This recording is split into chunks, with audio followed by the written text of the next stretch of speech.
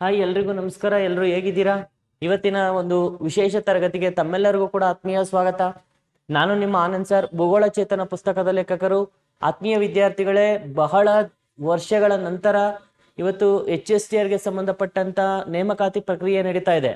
ಆ ಕಾರಣಕ್ಕೋಸ್ಕರ ಇದು ಒಳ್ಳೆ ಅವಕಾಶ ಆಗಿರೋದ್ರಿಂದ ತಾವೆಲ್ಲರೂ ಕೂಡ ಈ ಒಂದು ಅವಕಾಶವನ್ನ ಸದುಪಯೋಗವನ್ನ ಪಡಿಸ್ಕೋಬೇಕು ಮತ್ತು ಒಳ್ಳೊಳ್ಳೆ ಜಾಬ್ಗಳನ್ನ ನೀವು ಪಡ್ಕೋಬೇಕು ಅನ್ನೋ ಉದ್ದೇಶದಿಂದ ನಾನು ಇವತ್ತಿನ ತರಗತಿಯಲ್ಲಿ ವಿಶೇಷವಾಗಿ ಸಮಾಜ ವಿಜ್ಞಾನಕ್ಕೆ ಸಂಬಂಧಪಟ್ಟಂತೆ ವಿಶೇಷವಾಗಿ 2015ರ HSTRಗೆ ಸಂಬಂಧಪಟ್ಟಂತ ಪ್ರಶ್ನೋತ್ತರಗಳ ಸರಣಿಯನ್ನ ಇವತ್ತಿನ ತರಗತಿಯಲ್ಲಿ ನಾನು ನಿಮ್ಮ ಮುಂದೆ ಡಿಸ್ಕಷನ್ ಮಾಡ್ತಾ ಇದ್ದೀನಿ ಸ್ನೇಹಿತರೆ. ಪ್ರತಿನಿತ್ಯನೂ ಅಷ್ಟೇ, ಪ್ರತಿ ತರಗತಿ ಅಪ್ ಟು ನಿಮ್ಗೆ ಎಕ್ಸಾಮ್ ಏನು ಸ್ಟಾರ್ಟ್ ಆಗುತ್ತೆ ಮತ್ತು ಎಕ್ಸಾಮ್ ಏನು ನೋಟಿಫಿಕೇಶನ್ ಆಗುತ್ತೆ, ಎಕ್ಸಾಮ್ ಮುಗಿಯೋವರೆಗೂ ಕೂಡ ಪ್ರತಿನಿತ್ಯ HSTR ಮತ್ತು GPSTRಗೆ ಸಂಬಂಧಪಟ್ಟಂತ ಅನೇಕ ಪ್ರಶ್ನೆ ಪತ್ರಿಕೆಗಳನ್ನ, ಸಮಾಜ ವಿಜ್ಞಾನಕ್ಕೆ ಸಂಬಂಧಪಟ್ಟಂತ ಪ್ರಶ್ನೆ ಪತ್ರಿಕೆಗಳ ಸರಣಿಯನ್ನ ನಿಮ್ಮ ಮುಂದೆ ನಾನು ಚರ್ಚೆ ಮಾಡ್ತಾ ಹೋಗ್ತೀನಿ ಸ್ನೇಹಿತರೆ.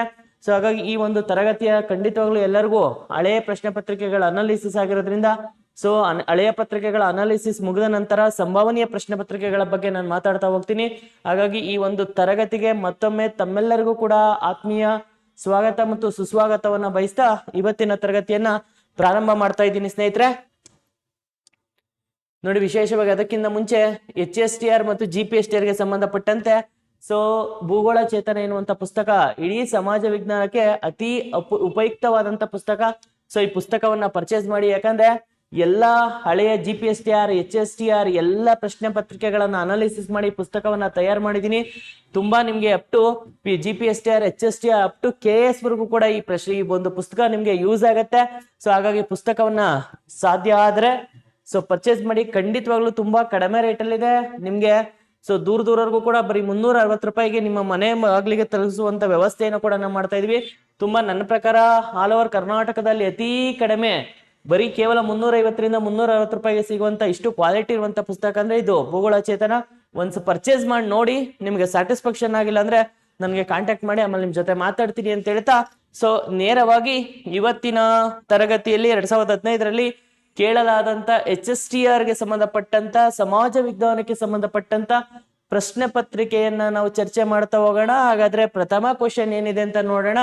ಇಲ್ಲಿ ನೋಡಿ, ಪ್ರಥಮ ಕ್ವಶನ್: ಯಾವುದೇ ಅಣೆಕಟ್ಟು ಸಹಾಯವಿಲ್ಲದೆ ನದಿಗಳಿಂದ ನೇರವಾಗಿ ನೀರು ಪಡೆಯುವುದು. ಕ್ವಶನ್ ಒನ್ಸ್ ಅಗೈನ್ ನೋಡಿ,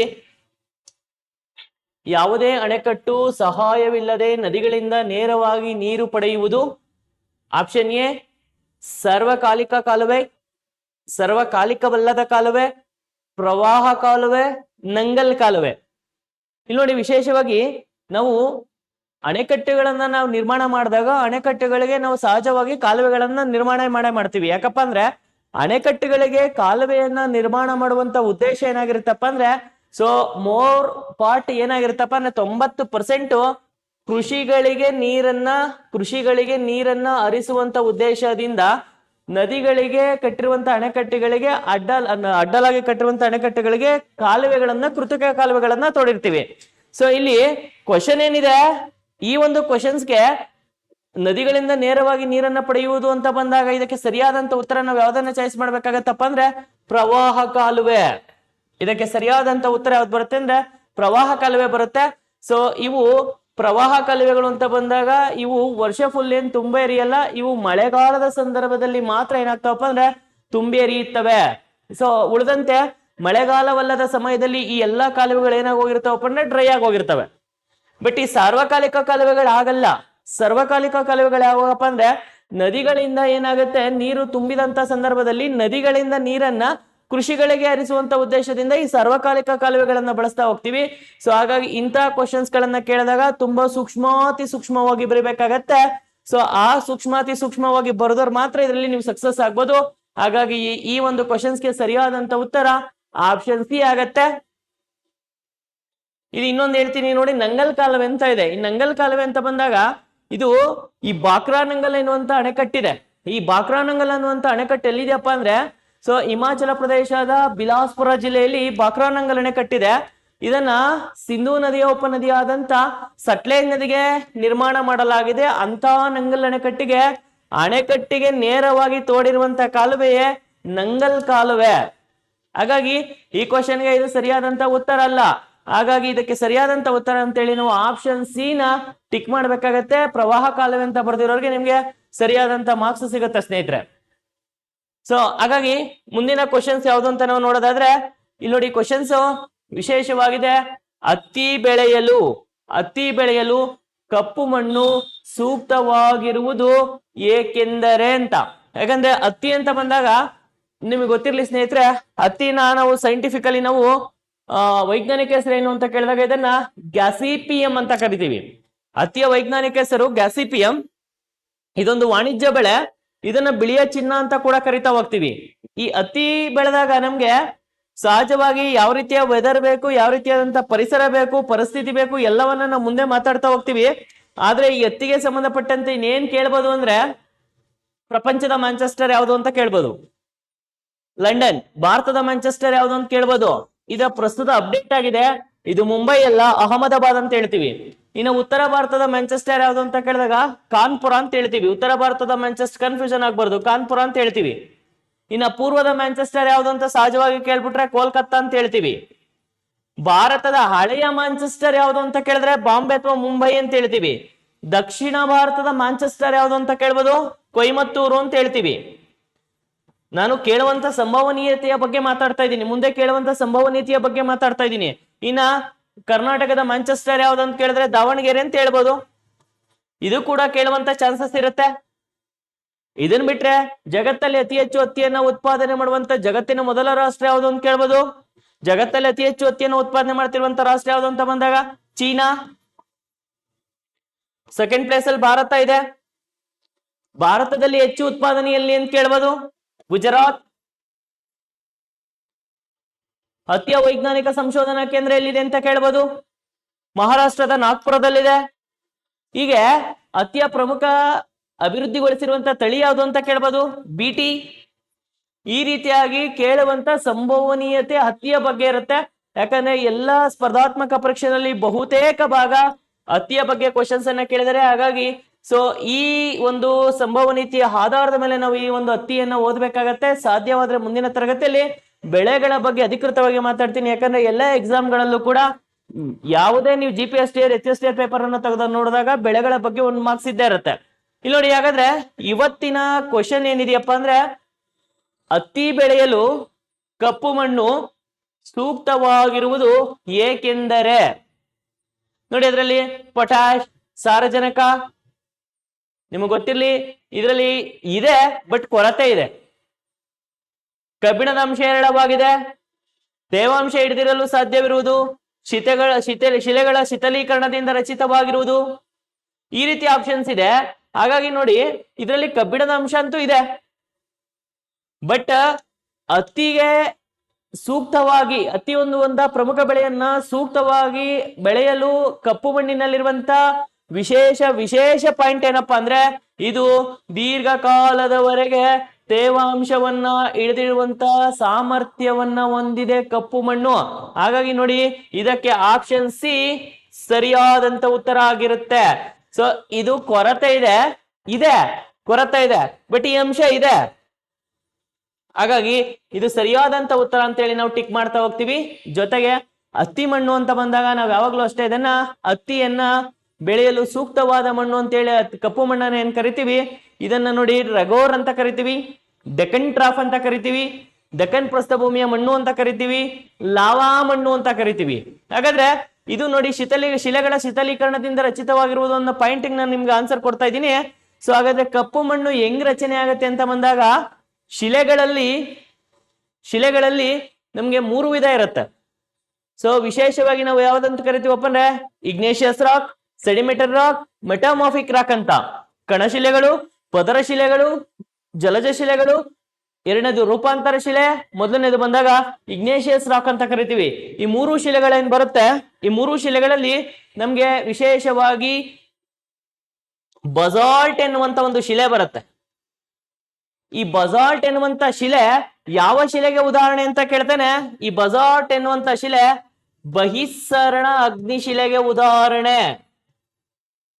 ಹಾಗಾದ್ರೆ ಸರ್ ಬಹಿಸ್ಸರಣ ಅಗ್ನಿಶಿಲೆ ಅಂದ್ರೆ ಏನು ಅಂತ ಸಪೋಸ್ ಎಕ್ಸಾಮ್ ಅಲ್ಲಿ ಕೇಳಿದರೆ, ಶಿಲಾ ಅಪಾಕ ಅಥವಾ ಮ್ಯಾಗ್ಮಾ ಶಿಲಾಪಾಕ ಅಥವಾ ಮ್ಯಾಗ್ಮಾ ಭೂಮಿಯ ಅಂತರಾಳದಿಂದ ಮೇಲ್ಭಾಗಕ್ಕೆ ಬಂದು ಯಾಕೆ ಬರುತ್ತೆ ಅಂದ್ರೆ ಭೂಮಿಯ ಅಂತರಾಳದೊಳಗೆ ಏನಾಗೋಗುತ್ತಪ್ಪ ಅಂದ್ರೆ ಹೆಚ್ಚು ಒತ್ತಡ ಮತ್ತು ಉಷ್ಣಾಂಶ ಯಾವಾಗ ಕ್ರಿಯೇಟ್ ಆಗುತ್ತೋ ಆ ಹೆಚ್ಚು ಉಷ್ಣಾಂಶ ಮತ್ತು ಒತ್ತಡದಿಂದಾಗಿ ಶಿಲಾಪಾಕ ಅಥವಾ ಮ್ಯಾಗ್ಮಾ ವೆಂಟ್ ಮೂಲಕ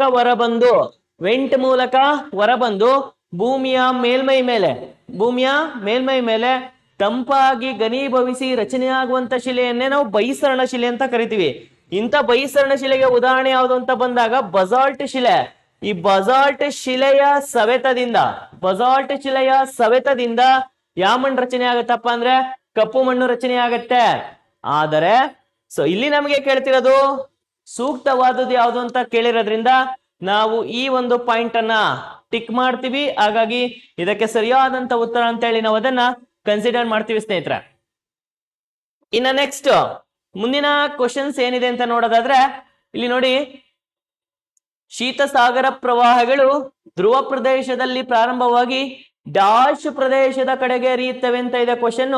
ಇಲ್ಲಿ ನೋಡಿ, ಭೂಮಿ ಅಂತ ಬಂದಾಗ ಭೂಮಿಯ ಆಕಾರ ಯಾವುದು ಅಂತ ಕೇಳ್ತಾನೆ. ನಾನೆಲ್ಲವನ್ನು ಕೂಡ ಸಂಭವನೀಯತೆಯ ಬಗ್ಗೆ ಮಾತಾಡ್ತೀನಿ. ಭೂಮಿಯ ಆಕಾರ ಯಾವುದು ಅಂತ ಕೇಳ್ತಾನೆ. ಭೂಮಿಯ ಆಕಾರ ಯಾವ್ದಪ್ಪ ಅಂದ್ರೆ ಜಿಯೋಡ್ ಶೇಪ್ ಅಂತ. ಭೂಮಿಯ ಆಕಾರ ಯಾವ್ದಪ್ಪ ಅಂದ್ರೆ ಜಿಯೋಡ್ ಶೇಪ್ ಅಂತ ಕರಿತೀವಿ, ಅಥವಾ ಅದನ್ನ ಭೂಮ್ಯಾಕಾರ ಅಂತ ಕರಿತೀವಿ. ಅಂದ್ರೆ ಭೂಮಿನ ಯಾಕೆ ಭೂಮ್ಯಾಕಾರ ಅಂತಾನೆ ಕರಿತೀವಿ ಅಂದ್ರೆ, ನಿಮ್ ಮ್ಯಾಪ್ ನೋಡಿದ್ರೆ, ಭೂಮಿಯ ಒಂದು ಡಯಾಗ್ರಾಮ್ ಅನ್ನ ನೋಡಿದ್ರೆ ಗೊತ್ತಾಗತ್ತೆ. ಭೂಮಿ ಎರಡೂ ಧ್ರುವಗಳ ಬಳಿ ಭೂಮಿ ಉಬ್ಬಾಗಿದೆ. ಆದ್ರೆ ನೋಡಿ, ಭೂಮಿ ಎರಡು ಪೋಲ್ಸ್ ಬಳಿ ಹೋದಾಗ ಭೂಮಿ ಏನಾಗಿದೆಯಪ್ಪ ಅಂದ್ರೆ ಚಪ್ಪಟೆಯಾಗಿದೆ. ಅದಕ್ಕೋಸ್ಕರನೇ ಭೂಮಿಯ ಆಕಾರ ಯಾವುದು ಅಂತ ಬಂದಾಗ ನಾವು ಇದನ್ನ ಜಿಯೋಡ್ ಶೇಪ್ ಅಂತ ಕರಿತಾ ಹೋಗ್ತೀವಿ. ಹಾಗಾದ್ರೆ ಭೂಮಿ ಮೇಲೆ ಒತ್ತಡ ಪಟ್ಟಿಕೆಗಳು ಅಥವಾ ಪ್ಲೆಜರ್ ಬೆಲ್ಟ್ ಅನ್ನುವಂತ ಟಾಪಿಕ್ ಇದೆ. ಇಲ್ಲಿ ನಿಮ್ಗೆ 7 ಪ್ಲೆಜರ್ ಬೆಲ್ಟ್ ಬರುತ್ತೆ, 7 ಒತ್ತಡ ಪಟ್ಟಿಕೆಗಳು ಬರುತ್ತೆ. ನಿಮ್ಗೆ ಗೊತ್ತಿರಲಿ ಸ್ನೇಹಿತರೆ, ಈ 0 ಸಮಭಾಜಕ ವೃತ್ತದಿಂದ ಉತ್ತರಕ್ಕೆ 5, ದಕ್ಷಿಣಕ್ಕೆ 5. ಇದು ಸಮಭಾಜಕ ವೃತ್ತದ ಕಡಿಮೆ ಒತ್ತಡ ಪಟ್ಟಿಕೆ, ಈಕ್ವಟೋರಿಯಲ್ ಲೋ ಪ್ಲೆಜರ್ ಬೆಲ್ಟ್ ಅಂತ ಇದು. ಇಲ್ಲಿ ಸಹಜವಾಗಿ ಏನ್ ಕಡಿಮೆ ಇರುತ್ತಪ್ಪ ಅಂದ್ರೆ ಗಾಳಿಗೆ ಒತ್ತಡ ಕಡಿಮೆ ಇರುತ್ತೆ ಸರ್. ಹಾಗಾದ್ರೆ ಗಾಳಿಗೆ ಒತ್ತಡ ಎಲ್ಲಿ ಜಾಸ್ತಿ ಸರ್, ಒತ್ತಡ ಎಲ್ಲಿ ಕಡಿಮೆ ಸರ್ ಅನ್ನೋದು ಕೂಡ ಕ್ವಶನ್ ಆಗುತ್ತೆ. ನಿಮ್ಗೆ ಗೊತ್ತಿರ್ಲಿ ಸ್ನೇಹಿತರೆ, ಎಲ್ಲಿ ಉಷ್ಣಾಂಶ ತೀರಾ ಜಾಸ್ತಿ ಇರುತ್ತೋ ಅಲ್ಲಿ ಗಾಳಿಗೆ ಒತ್ತಡ ಕಡಿಮೆ ಇರುತ್ತೆ. ಈ ಪಾಯಿಂಟ್ ನೋಟ್ ಮಾಡ್ಕೊಳ್ಳಿ, ಇಂಪಾರ್ಟೆಂಟ್.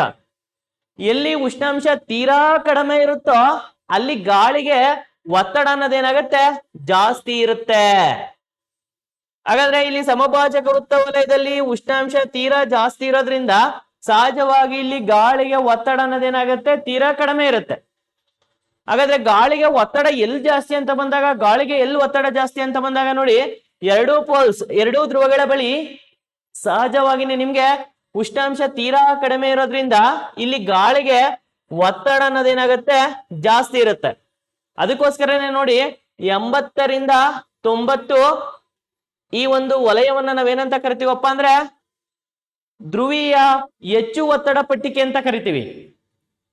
ಈ ಧ್ರುವೀಯ ಹೆಚ್ಚು ಒತ್ತಡ ಪಟ್ಟಿಕೆಯ ಹೆಚ್ಚು ಒತ್ತಡದ ಕಾರಣದಿಂದಾಗಿ ಇಲ್ಲಿ ಬಿಡುಗಡೆಯಾಗುವಂತ ಗಾಳಿ ಏನಾಗಿರುತ್ತಪ್ಪ ಅಂದ್ರೆ, ನಿಮ್ಗೆ ಶೀತ ಪ್ರದೇಶದಿಂದ ಬಿಡುಗಡೆಯಾಗುವಂತ ಗಾಳಿ ಯಾವುದೇ ಕಾರಣಕ್ಕೂ ಉಷ್ಣ ಗಾಳಿ ಅಲ್ಲ, ಅದು ಶೀತ ಗಾಳಿ. ಶೀತ ಭಾಗದಿಂದ ಬಿಡುಗಡೆಯಾಗುವಂತ ಶೀತ ಗಾಳಿ ಏನಿದೆ, ಇಲ್ಲಿಂದ ಬಿಡುಗಡೆಯಾದಂತ ಶೀತ ಗಾಳಿ ಇದು ಯಾವ ಕಡೆಗೆ ಮೂವ್ ಆಗತ್ತಪ್ಪ ಅಂದ್ರೆ, ಇಲ್ಲಿಂದ ಯಾಕೆ ಮೂವ್ ಆಗತ್ತೆ ಅಂದ್ರೆ, ಇಲ್ಲಿ ನೋಡಿ ಒತ್ತಡ ಜಾಸ್ತಿ. ಯಾಕೆ ಒತ್ತಡ ಜಾಸ್ತಿ? ಉಷ್ಣಾಂಶ ಕಡಿಮೆ, ಒತ್ತಡ ಜಾಸ್ತಿ. ಇಲ್ಲಿಂದ ಬಿಡುಗಡೆಯಾದಂತ ಶೀತ ಗಾಳಿ ಏನಾಗತ್ತಪ್ಪ ಅಂದ್ರೆ ಯಾವ ಕಡೆಗೆ ಹೋಗುತ್ತಪ್ಪ ಅಂದ್ರೆ ಕಡಿಮೆ ಒತ್ತಡದ ಪ್ರದೇಶವಾದಂತ ಸಮಭಾಜಕ ವೃತ್ತದ ಕಡೆಗೆ ಹೋಗುತ್ತದೆ. ಹಾಗಾದ್ರೆ ನಿಮ್ಗೆ ಈ ಒಂದು ಕ್ವಶನ್ಸ್ಗೆ ಆನ್ಸರ್ ನಿಮಗೆ ಐಡೆಂಟಿಫೈ ಆಗಿದೆ. ನನ್ನ ಪ್ರಕಾರ ನಿಮ್ಗೆ ಆನ್ಸರ್ ಗೊತ್ತಾಗಿರುತ್ತೆ. ಯಾವುದು ಅಂತ ಬಂದಾಗ ಇಲ್ಲಿ ನೋಡಿ, ಆಪ್ಷನ್ಗೆ ಧ್ರುವ ಅಂತ ಇದೆ, ಉಷ್ಣ ಅಂತ ಇದೆ, ಉಪಧ್ರುವೀಯ ಅಂತ ಇದೆ, ಸಮಭಾಜಕ ವೃತ್ತ ಅಂತ ಇದೆ. ಧ್ರುವವನ್ನ ದಾಟಿದ್ಮೇಲೆ ಉಪಧ್ರುವೀಯವನ್ನ ದಾಟ್ಕೊಂಡೆ ಇದು ಎಲ್ಲಿಗೆ ಬರುತ್ತಪ್ಪ ಅಂದ್ರೆ ಸಮಭಾಜಕ ವೃತ್ತದ ಕಡೆಗೆ ಬರುತ್ತದೆ. ಸೊ ಇದನ್ನ ಯಾವ ರೀತಿ ಆಗ್ಬೇಕಾದ್ರೂ ಕೇಳ್ಬೋದು. ಹೆಚ್ಚು ಒತ್ತಡದಿಂದ ಕಡಿಮೆ ಒತ್ತಡದ ಕಡೆಗೆ ಬರುತ್ತದೆ. ಭೂಮಿಯ ಮೇಲೆ ಹೆಚ್ಚು ಒತ್ತಡ ಎಲ್ಲಿ ಜಾಸ್ತಿ? ಧ್ರುವದಲ್ಲಿ. ಒತ್ತಡ ಎಲ್ಲಿ ಕಡಿಮೆ? ಸಮಭಾಜಕ ವೃತ್ತದಲ್ಲಿ. ಯಾಕೆ ಅಂತ ಬಂದಾಗ ಇಲ್ಲಿ ಶೀತ ಪ್ರದೇಶ, ಇದು ಉಷ್ಣ ಪ್ರದೇಶ. ಹಾಗಾಗಿ ಈ ರೀತಿಯಾಗಿ ಕ್ವಶನ್ಸ್ ಅನ್ನ ಕೊಟ್ಟಾಗ ನೀವು ಈ ರೀತಿಯಾಗಿ ಅನಾಲಿಸಿಸ್ ಮಾಡ್ಬೇಕಾಗುತ್ತೆ. ಸೊ ಹಾಗಾಗಿ ನಾವು ಇದನ್ನ ಸರಿಯಾದಂತ ಉತ್ತರ ಅಂತೇಳಿ ನಾವು ಡಿ ನ ಕನ್ಸಿಡರ್ ಮಾಡ್ತೀವಿ. ಹಾಗಾದ್ರೆ ನಾವು ನೆಕ್ಸ್ಟ್ ಮುಂದಕ್ಕೆ ಮಾತಾಡೋದಾದ್ರೆ ಸ್ನೇಹಿತರೆ, ಇಲ್ಲಿ ನೋಡಿ ಪ್ರಪಾತ ಅಂದ್ರೆ ಆಳವಾದಂತ ಪ್ರದೇಶಗಳು ಅಂತ ಬಂದಾಗ ಇಲ್ಲಿ ನೋಡಿ ಟೊಂಗ ಪ್ರಪಾತಗಳು, ಕೂರ್ಲಿ ಪ್ರಪಾತ ಮತ್ತು ಮರಿಯನ್ ಪ್ರಪಾತಗಳು ಅಂದ್ರೆ ಇವು ಸಾಗರದ ಅತ್ಯಂತ ಒಂದೊಂದು ಸಾಗರಕ್ಕೆ ಹೋದಾಗ ನಮ್ಮ ಪಂಚಸಾಗರಗಳು ಬರುತ್ತೆ. ಅಟ್ಲಾಂಟಿಕ್ ಸಾಗರ, ಪೆಸಿಫಿಕ್ ಸಾಗರ, ಹಿಂದೂ ಮಹಾಸಾಗರ, ಆರ್ಕಿಟಿಕ್ ಸಾಗರ, ಅಂಟಾರ್ಟಿಕಾ ಸಾಗರ ಎನ್ನುವಂತ 5 ಮಹಾಸಾಗರಗಳು ಬರುತ್ತೆ. 5 ಮಹಾಸಾಗರಗಳಲ್ಲಿ ಕಂಡು ಬರುವಂತ ಅತ್ಯಂತ ಆಳವಾದಂತ ಪ್ರದೇಶಗಳನ್ನೇ ಸಾಗರ ಪ್ರಪಾತಗಳು ಅಂತ ಕರಿತೀವಿ. ಹಾಗಾದ್ರೆ ಇಲ್ಲಿ ಏನ್ ಕೊಟ್ಟಿದ್ದಾನೆ, ಟಂಗ ಪ್ರಪಾತ, ಕೂರ್ಲಿ ಪ್ರಪಾತ, ಮರಿಯನ್ ಪ್ರಪಾತಗಳು ಅನ್ನುವುದು ಏನು ಅಂತ ಕೊಟ್ಟಿದ್ದಾನೆ. ಇಲ್ಲಿ ಆಪ್ಷನ್ ಎ ಎತ್ತರದ ಸಾಗರ ಭಾಗ, ಅತಿ ಅಪಾಯ ಸಾಗರ ಭಾಗ, ಅತಿ ಒದ್ದೆ ಸಾಗರ ಭಾಗ, ಅತಿ ಆಳವಾದಂತ ಸಾಗರದ ಪ್ರವಾಹ ಅಂತ ಕೊಟ್ಟಿದ್ದಾನೆ. ಹಾಗಾಗಿ ನೋಡಿ 3 ಆಪ್ಷನ್ ತಪ್ಪಿರುತ್ತೆ ಸ್ನೇಹಿತರೆ. ಹಾಗಾಗಿ ಇದಕ್ಕೆ ಇವು 3 ಏನು ಅನ್ನೋದು ಬಂದಾಗ ಇದು ಅತ್ಯಂತ ಆಳವಾದಂತ ಸಾಗರ ಪ್ರವಾಹಗಳು ಅಂತೇಳಿ ನಾವು ಕ್ಲಿಯರ್ ಮಾಡ್ಬೇಕಾಗತ್ತೆ.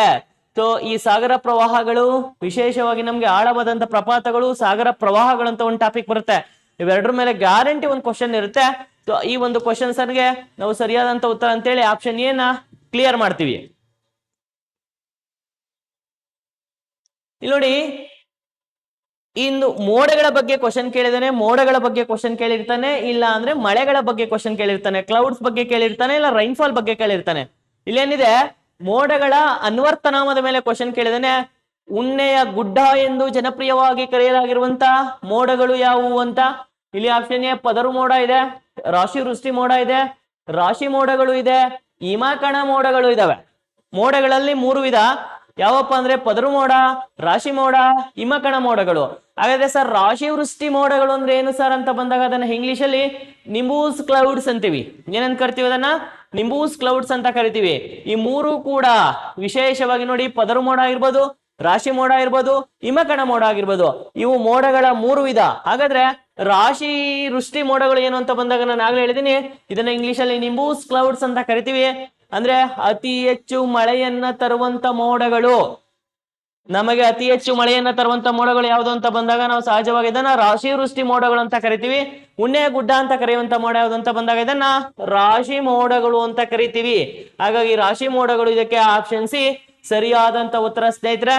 ಬಹಳ ಎಕ್ಸಾಮ್ ಅಲ್ಲಿ ಈ ರೀತಿ ಕೇಳೋದಕ್ಕಿಂತ ರಾಶಿ ವೃಷ್ಟಿ ಮೋಡಗಳು ಅಥವಾ ನಿಂಬೂಸ್ ಕ್ಲೌಡ್ಸ್ ಬಗ್ಗೆ ಕೇಳ್ತಾನೆ, ಅತಿ ಹೆಚ್ಚು ಮಳೆಯನ್ನ ತರುವಂತ ಮೋಡಗಳು ಯಾವುದು ಅಂತ. ಅರ್ಥ ಆಯ್ತಲ್ಲ? ಸೊ ನೀವು ಈ ರೀತಿಯಾಗಿ ನೀವು ಕಾನ್ಸೆಪ್ಟ್ ಅನ್ನ ಕ್ಲಿಯರ್ ಮಾಡ್ಕೋಬೇಕಾಗತ್ತೆ, ಇಂಪಾರ್ಟೆಂಟ್ ಆಗುತ್ತೆ ಸ್ನೇಹಿತರೆ. ಇನ್ನ ಮುಂದೆ ಬರುವಂತ ಮತ್ತೊಂದು ಕ್ವಶನ್ಸ್ ಅನ್ನ ನಾವು ನೋಡೋದಾದ್ರೆ KPTCL. ಸೊ ಈ KPTCL ಅಂತ ಬಂದಾಗ ಈ KPTCL ನಮ್ಗೆ ವಿಶೇಷವಾಗಿ 1999ರಲ್ಲಿ ಈ ಒಂದು KPTCL ನ ಸ್ಥಾಪನೆ ಮಾಡಲಾಗಿದೆ. ಇದರ ಕೇಂದ್ರ ಕಚೇರಿಯಲ್ಲಿದೆ ಅಂತ ಬಂದಾಗ ಇದರ ಕೇಂದ್ರ ಕಚೇರಿ ಬೆಂಗಳೂರಲ್ಲಿದೆ. ಈ KPTCL ನ ಫುಲ್ ಫಾರ್ಮ್ ಏನು ಅಂತ ಕೇಳಿದಾನೆ, option A Kirloskar power transmissions company limited ಅಂತ, Karnataka power transmission corporation limited ಅಂತ, ಕೇಂದ್ರೀಯ ಪವರ್ ಟ್ರಾನ್ಸ್ಮಿಷನ್ಸ್ ಕಂಪನಿ ಲಿಮಿಟೆಡ್ ಅಂತ, Kavika power transportations company limited ಅಂತ. ಇಲ್ಲಿ ವಿಶೇಷವಾಗಿ ನಮ್ಗೆ ಈ KPTCL ನ ಪೂರ್ತಿ ಹೆಸರು ಅಥವಾ ಫುಲ್ ನೇಮ್ ಏನು ಅಂತ ಬಂದಾಗ Karnataka power transmissions corporation limited ಅನ್ನೋದು ಸರಿಯಾದಂತ ಉತ್ತರ. ನೋಡಿ 3 ಕೂಡ ಒಂದೇ ಹೆಸರಲ್ಲೇ ಇದೆ, ಬಟ್ ಇಲ್ಲಿ ಫಸ್ಟ್ ಪದ ಮಾತ್ರ ಚೇಂಜ್ ಆಗಿದೆ. ಇಂಥ ಕ್ವಶನ್ಸ್ ಅನ್ನ ಕೇಳುವಂತ ಸಾಧ್ಯತೆ ಹೆಚ್ಚಾಗಿರುತ್ತೆ. ಹಾಗಾಗಿ ಇದನ್ನ ನೀವು ಓದಬೇಕಾಗತ್ತೆ. KPTCL, KPCL ಮತ್ತೆ KERC ಅಂತ 3 ಬರ್ತವೆ. ಆ 3 ಕೂಡ ನೀವು ನೋಡಿದ್ರೆ ಸೊ ಒಂದಲ್ಲ ಒಂದು ಎಕ್ಸಾಮ್ ಗಳಲ್ಲಿ ನಿಮ್ಗೆ ಯೂಸ್ ಆಗತ್ತೆ ಅಂತ, ಖಂಡಿತವಾಗ್ಲೂ ಯೂಸ್ ಆಗತ್ತೆ. ಅದನ್ನ ನೀವು ಚರ್ಚೆ ಮಾಡಬೇಕಾಗತ್ತೆ. ಇನ್ನ ನೆಕ್ಸ್ಟ್ ಇಲ್ಲಿ ನೋಡಿ, ಇಲ್ಲಿ ಮಾರುತಗಳಿಗೆ ಸಂಬಂಧಪಟ್ಟಂತೆ ನಮ್ಗೆ ಮಾರುತಗಳು ಅಂತ ಬಂದಾಗ ನಮ್ಗೆ ನಿಯತಕಾಲಿಕ ಮಾರುತಗಳು, ನಿರಂತರ ಮಾರುತಗಳು, ಸ್ಥಳೀಯ ಮಾರುತಗಳು, ಮತ್ತೊಂದು ಆವರ್ತ ಮತ್ತು ಪ್ರತ್ಯಾವರ್ತ ಮಾರುತಗಳು ಅನ್ನುವಂತ ಒಂದು ಟಾಪಿಕ್ ಬರುತ್ತೆ. ಇಲ್ಲಿ ವಿಶೇಷವಾಗಿ ಏನ್ ಕೇಳಿದಿನಪ್ಪ ಅಂದ್ರೆ ನರ್ಗೀಸ್, ನಿಶಾ, ಐಲಾ ಮತ್ತು ಲೈಲಾ ಇವೆಲ್ಲ ಏನ್ ರೀತಿ ಕಾಣ್ತಾವಪ್ಪ ಅಂದ್ರೆ ನೋಡಿದ್ರೆ ಒಂಥರ ಚಿತ್ರನಟಿಯರ ಹೆಸರು ತರ ನಿಮ್ಗೆ ಶೋಪ್ ಆಗತ್ತೆ. ಇದು ಖಂಡಿತವಾಗ್ಲೂ ಅಲ್ಲ ಇದು. ಯಾಕಂದ್ರೆ ನೋಡಿ, ನರ್ಗೀಸ್, ನಿಶಾ, ಐಲಾ, ಲೈಲಾ ಇವುಗಳು ಏನು ಅಂತ ಕೇಳ್ತಾನೆ. ಇದು ವಿಶೇಷವಾಗಿ ನೋಡಿ ಚಿತ್ರನಟಿಯರ ಹೆಸರು, ಮಾರುತದ ವಿಧಗಳು, ಆವರ್ತ ಮಾರುತಗಳ ಹೆಸರು, ಮಳೆಯ ವಿಧಗಳು ಅಂತ ಇದೆ. ಇಲ್ಲಿ ನಿಮ್ಗೆ ಚಿತ್ರನಟಿಯರ ಅನ್ನೋದು ನಿಮ್ಗೆ ಡೌಟ್ ಇಲ್ಲ, ಯಾಕಂದ್ರೆ ಹಿಂಗ್ ಕೇಳಲ್ಲ, ಹಾಗಾಗಿ ಅದು ಕ್ಲಿಯರ್ ಆಗ್ಬಿಡುತ್ತೆ. ಇನ್ನ ಮಳೆಯ ವಿಧಗಳು ಅಂತ ಬಂದಾಗ ನಿಮ್ಗೆ ಗೊತ್ತಿರ್ಲಿ ಸ್ನೇಹಿತರೆ, ಇದೆಲ್ಲ ಯಾಕಂದ್ರೆ ಮಳೆಯಲ್ಲಿ 2 ಟೈಪ್ಸ್ ಇದೆ. ಏನಪ್ಪಾ ಅಂದ್ರೆ ಒಂದು ಸ್ವಾಭಾವಿಕ ಮಳೆ, ಮತ್ತೊಂದು ಕೃತಕ ಮಳೆ ಅಂತ. ಸರ್, ಈ ಕೃತಕ ಮಳೆ ಅಂದ್ರೆ ಏನು ಸರ್ ಅಂತ ಬಂದಾಗ ಇದಕ್ಕೆ ಮತ್ತೊಂದು ಹೆಸರಿದೆ. ಈ ಕೃತಕ ಮಳೆಗೆ ಮತ್ತೊಂದು ಹೆಸರಿದೆ, ತುಂಬಾ ಇಂಪಾರ್ಟೆಂಟ್, ಕ್ಲೌಡ್ ಸೀಡಿಂಗ್ ಅಂತ, ಮೋಡ ಬಿತ್ತನೆ ಕಾರ್ಯಕ್ರಮ ಅಂತ. ಈ ಮೋಡ ಬಿತ್ತನೆ ಕಾರ್ಯಕ್ರಮದಿಂದನೇ ಮಳೆಯನ್ನ ಪಡೆಯುವಂತ ವಿಧಾನವನ್ನ ನಾವು ಕೃತಕ ಮಳೆ ಅಂತ ಕರಿತೀವಿ.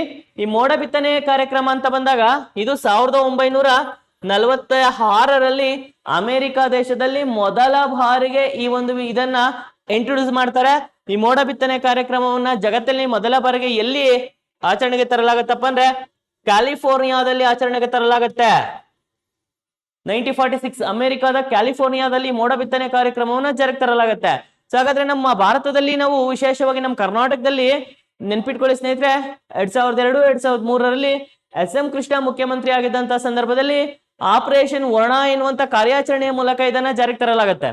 ಇದನ್ನ ಬಿಟ್ರೆ ಗದಗದಲ್ಲಿ 16-17ರಲ್ಲಿ ಸಿಎಂ ಸಿದ್ದರಾಮಯ್ಯನವರು ಮುಖ್ಯಮಂತ್ರಿ ಆಗಿದ್ದಾಗ ಅಂತ ಸಂದರ್ಭದಲ್ಲಿ ಆಪರೇಷನ್ ವರ್ಷಧಾರೆ ಎನ್ನುವಂತ ಒಂದು ಹೊಸ ಸ್ಕೀಮ್ ಅಥವಾ ಒಂದು ಹೊಸ ಯೋಜನೆಯ ಮೂಲಕ ಇದನ್ನ ಜಾರಿಗೆ ತರಲಾಗತ್ತೆ. ಸೊ ಹಾಗಾಗಿ ಇದನ್ನ ನಾವು ಕೃತಕ ಮಳೆ ಅಂತ ಕರಿತೀವಿ. ಇನ್ನ ಸ್ವಾಭಾವಿಕ ಮಳೆಗಳು ಅಂತ ಬಂದಾಗ ಸ್ವಾಭಾವಿಕ ಮಳೆಗಳಲ್ಲಿ 3 ವಿಧ ಇದೆ. ಸೊ ಯಾವಪ್ಪ ಅಂತ ಬಂದಾಗ ಪರಿಸರಣ ಮಳೆ ಅಂತ ಬರುತ್ತೆ. ಸ್ವಾಭಾವಿಕ ಮಳೆಯಲ್ಲಿ 3 ವಿಧ ಇದೆ. ಒಂದು ಪರಿಸರಣ ಮಳೆ ಅಂತ ಬರುತ್ತೆ, ಇಂಗ್ಲಿಷ್ ಅಲ್ಲಿ ಅದನ್ನ ಕನ್ವೆನ್ಷನಲ್ ರೈನ್ ಅಂತೀವಿ, ಪರಿಸರಣ ಮಳೆ ಅಂತ ಬರುತ್ತೆ.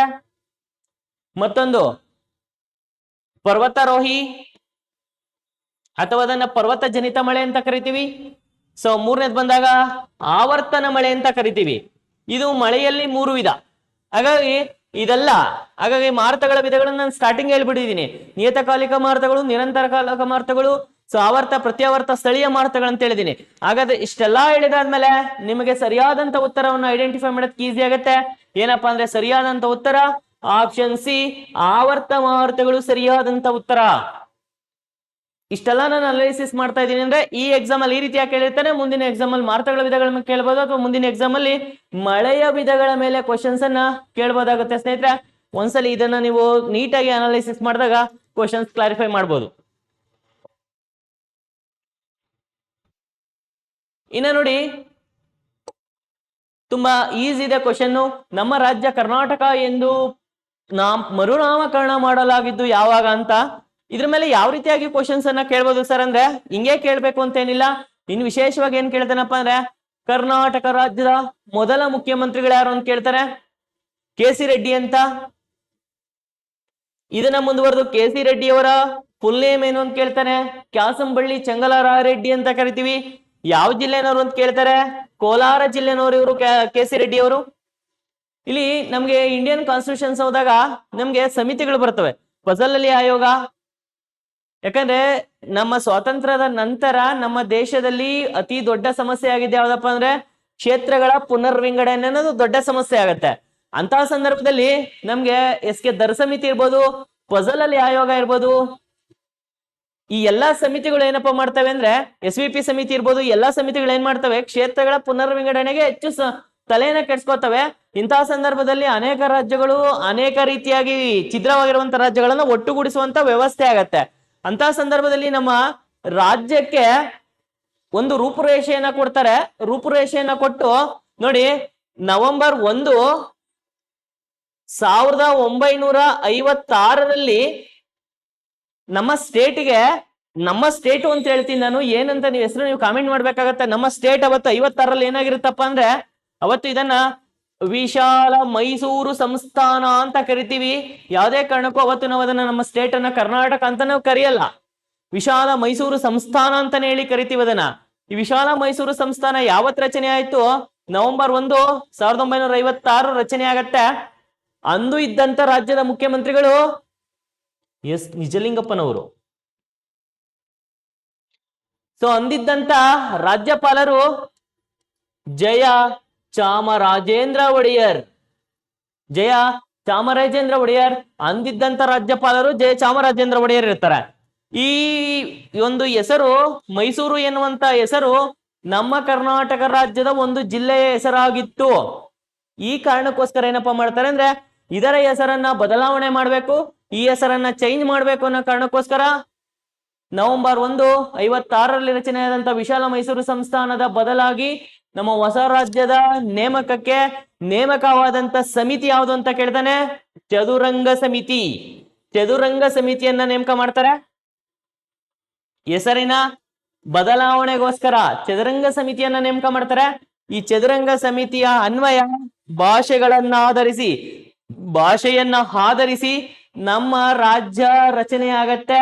ಏನಂತ ರಚನೆ ಆಗತ್ತಪ್ಪ ಅಂದ್ರೆ ನಮ್ಮ ರಾಜ್ಯಕ್ಕೆ ಹೊಸ ಹೆಸರು ನಾಮಕರಣ ಆಗತ್ತೆ 1973 ನವೆಂಬರ್ 1 ನಮ್ಮ ರಾಜ್ಯವನ್ನ ಮೈಸೂರು ಎನ್ನುವಂತ ಹೆಸರನ್ನ ತೆಗೆದಾಕಿ ನಮ್ಮ ರಾಜ್ಯಕ್ಕೆ ಕರ್ನಾಟಕ ಎಂದು ಪುನರ್ ನಾಮಕರಣ ಮಾಡಲಾಗಿದೆ.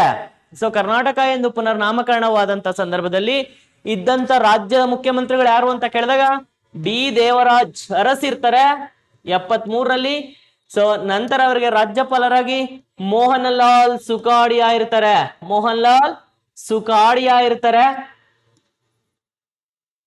ಸೊ ಇಲ್ಲಿವರೆಗೂ ಕೂಡ ಸುಮಾರು ಒಂದು 3 ತಿಂಗಳ ಹಿಂದೆವರೆಗೂ ಕೂಡ ಯಾವುದೇ ಎಕ್ಸಾಮ್ ಅಲ್ಲಿ ನಡೆದಾಗ ಕರ್ನಾಟಕ ರಾಜ್ಯವನ್ನ ದೀರ್ಘಕಾಲದವರೆಗೆ ಆಳಿದಂತ ಮುಖ್ಯಮಂತ್ರಿಗಳು ಡಿ ದೇವರಾಜ ಅರಸ ಇದ್ರು.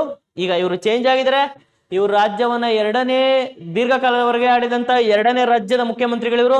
ಹಾಗಾದ್ರೆ ಕರ್ನಾಟಕವನ್ನ ದೀರ್ಘಕಾಲವಾಗಿ ಆಳಿದಂತ ಮುಖ್ಯಮಂತ್ರಿಗಳು ಪ್ರಸ್ತುತ ಸಿದ್ದರಾಮಯ್ಯನವರು, ಮಾಜಿ ಮುಖ್ಯಮಂತ್ರಿ ಸಿದ್ದರಾಮಯ್ಯನವರು ಮೊದಲ ಸ್ಥಾನದಲ್ಲಿದ್ದಾರೆ.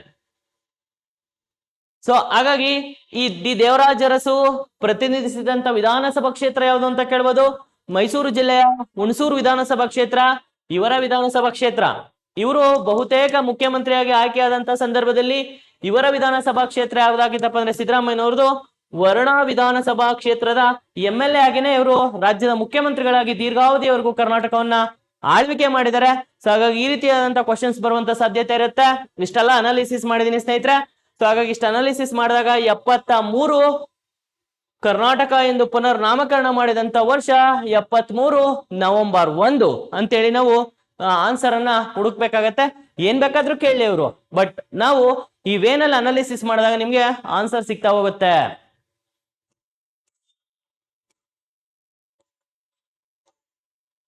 ಇನ್ನ ನೋಡಿ, ನಿಫೆ ನ ಪೂರ್ಣ ರೂಪ ಯಾವುದು ಅಂತ, ನಿಫೆಯ ಪೂರ್ಣ ರೂಪ ಯಾವುದು ಅಂತ ಬಂದಾಗ ಸಹಜವಾಗಿ ನಿಕಿ ಮತ್ತೆ ಪೆನ್ನಿ ಅಂತ ಇದೆ, ನಿಂಜಾ ಮತ್ತೆ ಫೆರಾರಿ ಅಂತ ಇದೆ, ನಿಕ್ ಮತ್ತೆ ಫೆರಿಕ್ ಆಸಿಡ್ ಅಂತ ಇದೆ, ನಿಕ್ಕಲ್ ಮತ್ತು ಫರಸ್ ಅಂತ ಇದೆ.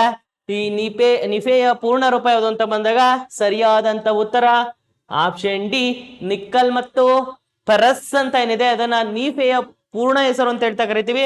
ಸೊ ನೋಡಿ, ನಿಕ್ಕಲ್ ಮತ್ತು ಫೆರಸ್ ಅಂಶಗಳು ನಮ್ಗೆ ಅತಿ ವಿಶೇಷವಾಗಿ ಯಾವ ಭಾಗದಲ್ಲಿ ಕಂಡು ಬರುತ್ತಪ್ಪ ಅಂದ್ರೆ, ಸೊ ಭೂಮಿಯ ಒಳರಚನೆಗಳು 3 ಬರ್ತವೆ. 3 ಒಳರಚನೆಗಳಲ್ಲಿ ನಿಮ್ಗೆ ಸೊ ನೋಡಿ, ಮೊದಲನೇದನ್ನ ತೊಗಟೆ ಅಂತ ಕರಿತೀವಿ, ಮಧ್ಯಂತರ ಪದರ ಅಂತ ಕರಿತೀವಿ, 3ನೇದನ್ನ ಕೇಂದ್ರಗೋಳ ಅಂತ ಕರಿತೀವಿ. ಈ ತೊಗಟೆ ಅಂತ ಬಂದಾಗ 0 to 60 ಇದೆ, ಮಧ್ಯಂತರ ಬಂದಾಗ 60 ಇಂದ 2900 ಇದೆ, ಇದು ಬಂದಾಗ 2900ರಿಂದ 6370 ಕಿಲೋಮೀಟರ್ ವರೆಗೂ ವ್ಯಾಪಿಸಿದೆ ಭೂಮಿಯ ಕೇಂದ್ರಗೋಳ. ಇದು ಭೂಮಿಯ ಒಳರಚನೆಗಳು. ಭೂಮಿಯ ಒಳರಚನೆಗಳಲ್ಲಿ ನಮ್ಗೆ ಯಾವ ಭಾಗದಲ್ಲಿ ಇದೇನಾದ್ರೂ ನೆಕ್ಸ್ಟ್ ಎಕ್ಸಾಮ್ ಅಲ್ಲಿ ಯಾವ ಭಾಗದಲ್ಲಿ ಕಬ್ಬಿಣ ನಿಕ್ಕಲ್ ಮತ್ತು ಫೆರಸ್ ಅಂಶ ಅಧಿಕವಾಗಿ ಕಂಡು ಬರುತ್ತೆ ನೀಫೆ ಏನು ಅಂತ ಬಂದಾಗ ನೋಡಿ, ನಮ್ಗೆ ಈ ಭಾಗದಲ್ಲೂ ಅಷ್ಟೇ ನಿಕ್ಕಲ್ ಮತ್ತು ಫೆರಸ್ ಅಂಶಗಳು ಈ ಭಾಗದಲ್ಲಿ ಅತಿ ಹೆಚ್ಚಾಗಿ ಕಂಡು ಬರುತ್ತೆ ಅಂತ ಹೇಳ್ತಾ ಹೋಗ್ತೀವಿ. ಸೊ ಆ ರೀತಿಯಾಗಿ ಈ ಒಂದು ಕ್ವಶನ್ಸ್ಗೆ ನೀಫೆಯ ಪೂರ್ಣ ಹೆಸರೇನು ಅಂತ ಕೇಳಿದಾಗ ನಾವು ನಿಕ್ಕಲ್ ಮತ್ತು ಫೆರಸ್ ಇದರ ಫುಲ್ ನೇಮ್ ಅಂತ ಹೇಳ್ತಾ ಹೋಗ್ತೀವಿ. ಇನ್ನ ಕರ್ನಾಟಕದ ಕರಾವಳಿಗೆ ಸಂಬಂಧಪಟ್ಟಂತೆ ಪ್ರತಿ ಕಾಂಪಿಟೇಟಿವ್ ಎಕ್ಸಾಮ್ ಅಲ್ಲೂ ಅಷ್ಟೇ ನೀವು ಯಾವುದೇ ಎಕ್ಸಾಮ್ ಅನ್ನ ತಗೊಂಡಾಗ ಕರ್ನಾಟಕದ ಕರಾವಳಿಯ ಬಗ್ಗೆ ಕ್ವಶನ್ಸ್ ಕೇಳ್ತಾನೆ ಇರ್ತಾನೆ.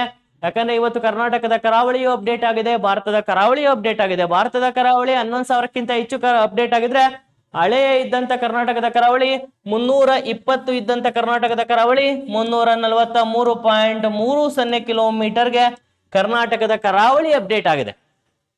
ಇಂಥ ಕರ್ನಾಟಕದ ಕರಾವಳಿಯನ್ನ ಹಂಚಿಕೆ ಆಗಿರುವಂತ ಜಿಲ್ಲೆಗಳು ಯಾವುದು ಅಂತ ಕೇಳಿದಾಗ ವಿಶೇಷವಾಗಿ ಕರ್ನಾಟಕದ ಜಿಲ್ಲೆಗಳು ವಿಶೇಷವಾಗಿ ಹಂಚಿಕೆ ಆಗಿರುವಂತ ಜಿಲ್ಲೆಗಳು ಯಾವುದು ಅಂತ ಕೇಳಿದಾಗ ನೋಡಿ, ನಮ್ಗೆ ಸನ್ ಅಂತೀವಿ, ಸೌತ್ ಕೆನರಾ, ಉಡುಪಿ, ನಾರ್ತ್ ಕೆನರಾ.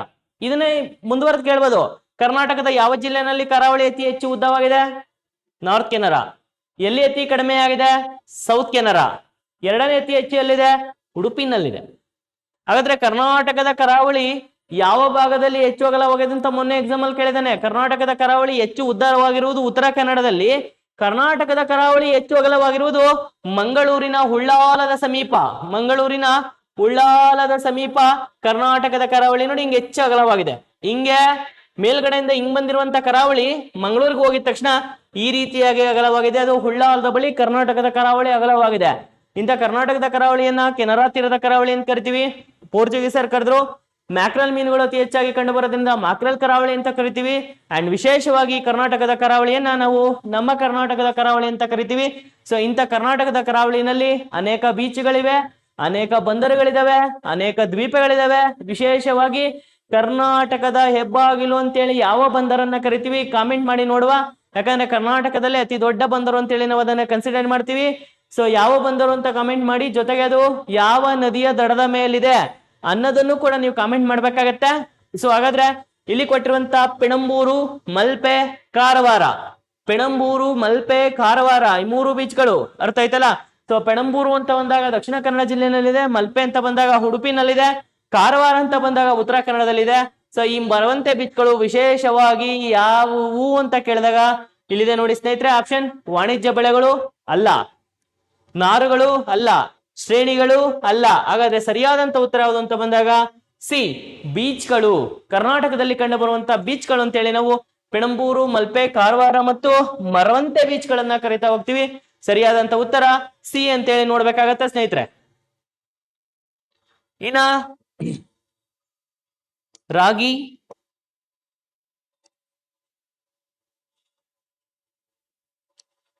ಇಲ್ಲಿ ನೋಡಿ ರಾಗಿ, ಜೋಳ ಹಾಗೂ ಬಾಂಜ್ರಾ ಇವುಗಳು ಏನು ಅಂತ ಇದಾವೆ. ಇಲ್ಲಿ ತೋಟಗಾರಿಕಾ ಬೆಳೆಗಳು ಸಾಧ್ಯನೇ ಇಲ್ಲ. ಯಾಕಪ್ಪ ಅಂದ್ರೆ ತೋಟಗಾರಿಕಾ ಬೆಳೆಗಳಿಗೆ ಉದಾಹರಣೆ ಕೊಡಿ. ಸಹಜವಾಗಿ ನಿಮ್ಮೆಲ್ಲರಿಗೂ ಗೊತ್ತಿರುತ್ತೆ, ತೆಂಗು ಇರುತ್ತೆ, ಅಡಿಕೆ ಇರುತ್ತೆ. ಎಣ್ಣೆ ಬೀಜಗಳಂತೂ ಅಲ್ವೇ ಅಲ್ಲ. ಎಣ್ಣೆ ಬೀಜಗಳು ಅಂತ ಬಂದಾಗ ನಿಮ್ಗೆ ವಿಶೇಷವಾಗಿ ನಿಮ್ಗೆ ಸೋಯಾಬೀನ್ ಬರುತ್ತೆ, ಸೂರ್ಯಕಾಂತಿಗಳು ಬರುತ್ತವೆ. ಹಾಗಾಗಿ ಎಲ್ಲ ಎಣ್ಣೆ ಬೀಜ ಅಲ್ಲ. ಇನ್ನ ದ್ವಿದಳ ಧಾನ್ಯಗಳಂತೂ ಅಲ್ವೇ ಅಲ್ಲ. ಸೊ ಹಾಗಾದ್ರೆ ಇಲ್ಲಿ ಕೊಟ್ಟಿರುವಂತ ಕ್ವಶನ್ಸ್ಗೆ ಸರಿಯಾದಂತ ಉತ್ತರ ಯಾವುದು ಅಂತ ಬಂದಾಗ ಇವನ್ನ ನಾವು ತೃಣಧಾನ್ಯಗಳು ಅಂತ ಕರಿತೀವಿ. ರಾಗಿ, ಜೋಳ ಮತ್ತು ಬಾಂಜ್ರಾ ಎನ್ನುವುದು ಯಾವುದಕ್ಕೆ ಉದಾಹರಣೆ ಅಂತ ಬಂದಾಗ ಸರಿಯಾದಂತ ಉತ್ತರ ಆಪ್ಷನ್ ಎ, ತೃಣಧಾನ್ಯಗಳಿಗೆ ಉದಾಹರಣೆ ಆಗತ್ತೆ.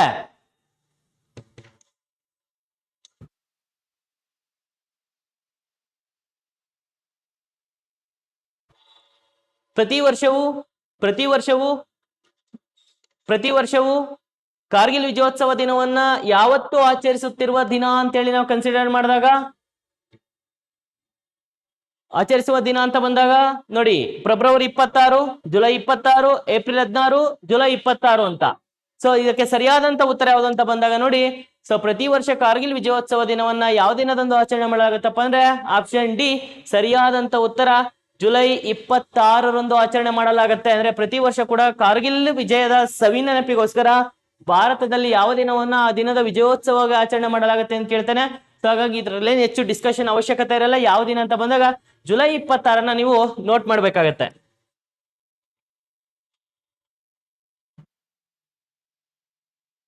ನೋಡಿ ಇನ್ನು ವಿಶೇಷವಾಗಿ ಸುಗಂಧ ದ್ರವ್ಯ, ಸಾಬೂನು, ಔಷಧಿಗಳನ್ನ ತಯಾರಿಸಲು ಬಳಸುವ ಈ ಮರವು ವಿಶೇಷವಾಗಿ ಕರ್ನಾಟಕದಲ್ಲಿ ಬೆಳೆಯುತ್ತದೆ. ಬೀಟೆ, ಶ್ರೀಗಂಧ, ಸಾಲ್, ತೇಗ ಅಂದ್ರೆ ಎಲ್ಲಾ ಮರಗಳು ಕೂಡ ಕರ್ನಾಟಕದಲ್ಲಿ ಬೆಳೀತವೆ. ಇವೇನಿದಾವೆ ತೇಗದ ಮರ, ಸಾಲ್ ಮರ, ಶ್ರೀಗಂಧ, ಬೀಟೆ ಇವೆಲ್ಲವೂ ಏನಿದಾವೆ ಇವು ಕರ್ನಾಟಕದಲ್ಲಿ ಬೆಳೆಯುವಂತ ಪ್ರಮುಖ ಮರಗಳು. ಸೊ ವಿಶೇಷವಾಗಿ ಈ ಒಂದು ಕ್ವಶನ್ಸ್ಗೆ ಸುಗಂಧ ದ್ರವ್ಯ, ಸಾಬೂನು, ಔಷಧಿಗಳಿಗೆ ಸಂಬಂಧಪಟ್ಟಂತೆ ಯಾವ ಮರವನ್ನ ಹೆಚ್ಚಾಗಿ ನಾವು ಬಳಸಲಾಗತ್ತೆ, ಯಾವ ಮರವನ್ನ ಕರ್ನಾಟಕದಲ್ಲಿ ಬೆಳೆಯಲಾಗತ್ತೆ ಅಂತ ಬಂದಾಗ ಇದಕ್ಕೆ ಸರಿಯಾದಂತ ಉತ್ತರ ಯಾವುದು ಅಂತ ಬಂದಾಗ ಸ್ನೇಹಿತರೆ ಶ್ರೀಗಂಧದ ಮರ. ನೋಡಿ ಶ್ರೀಗಂಧದ ಎನ್ನುವಂತ ಹೆಸರಿನಿಂದ ಶ್ರೀಗಂಧದ ಬೀಡು ಅಂತೇಳಿ ನಾವು ಕರ್ನಾಟಕವನ್ನ ಕರಿತೀವಿ.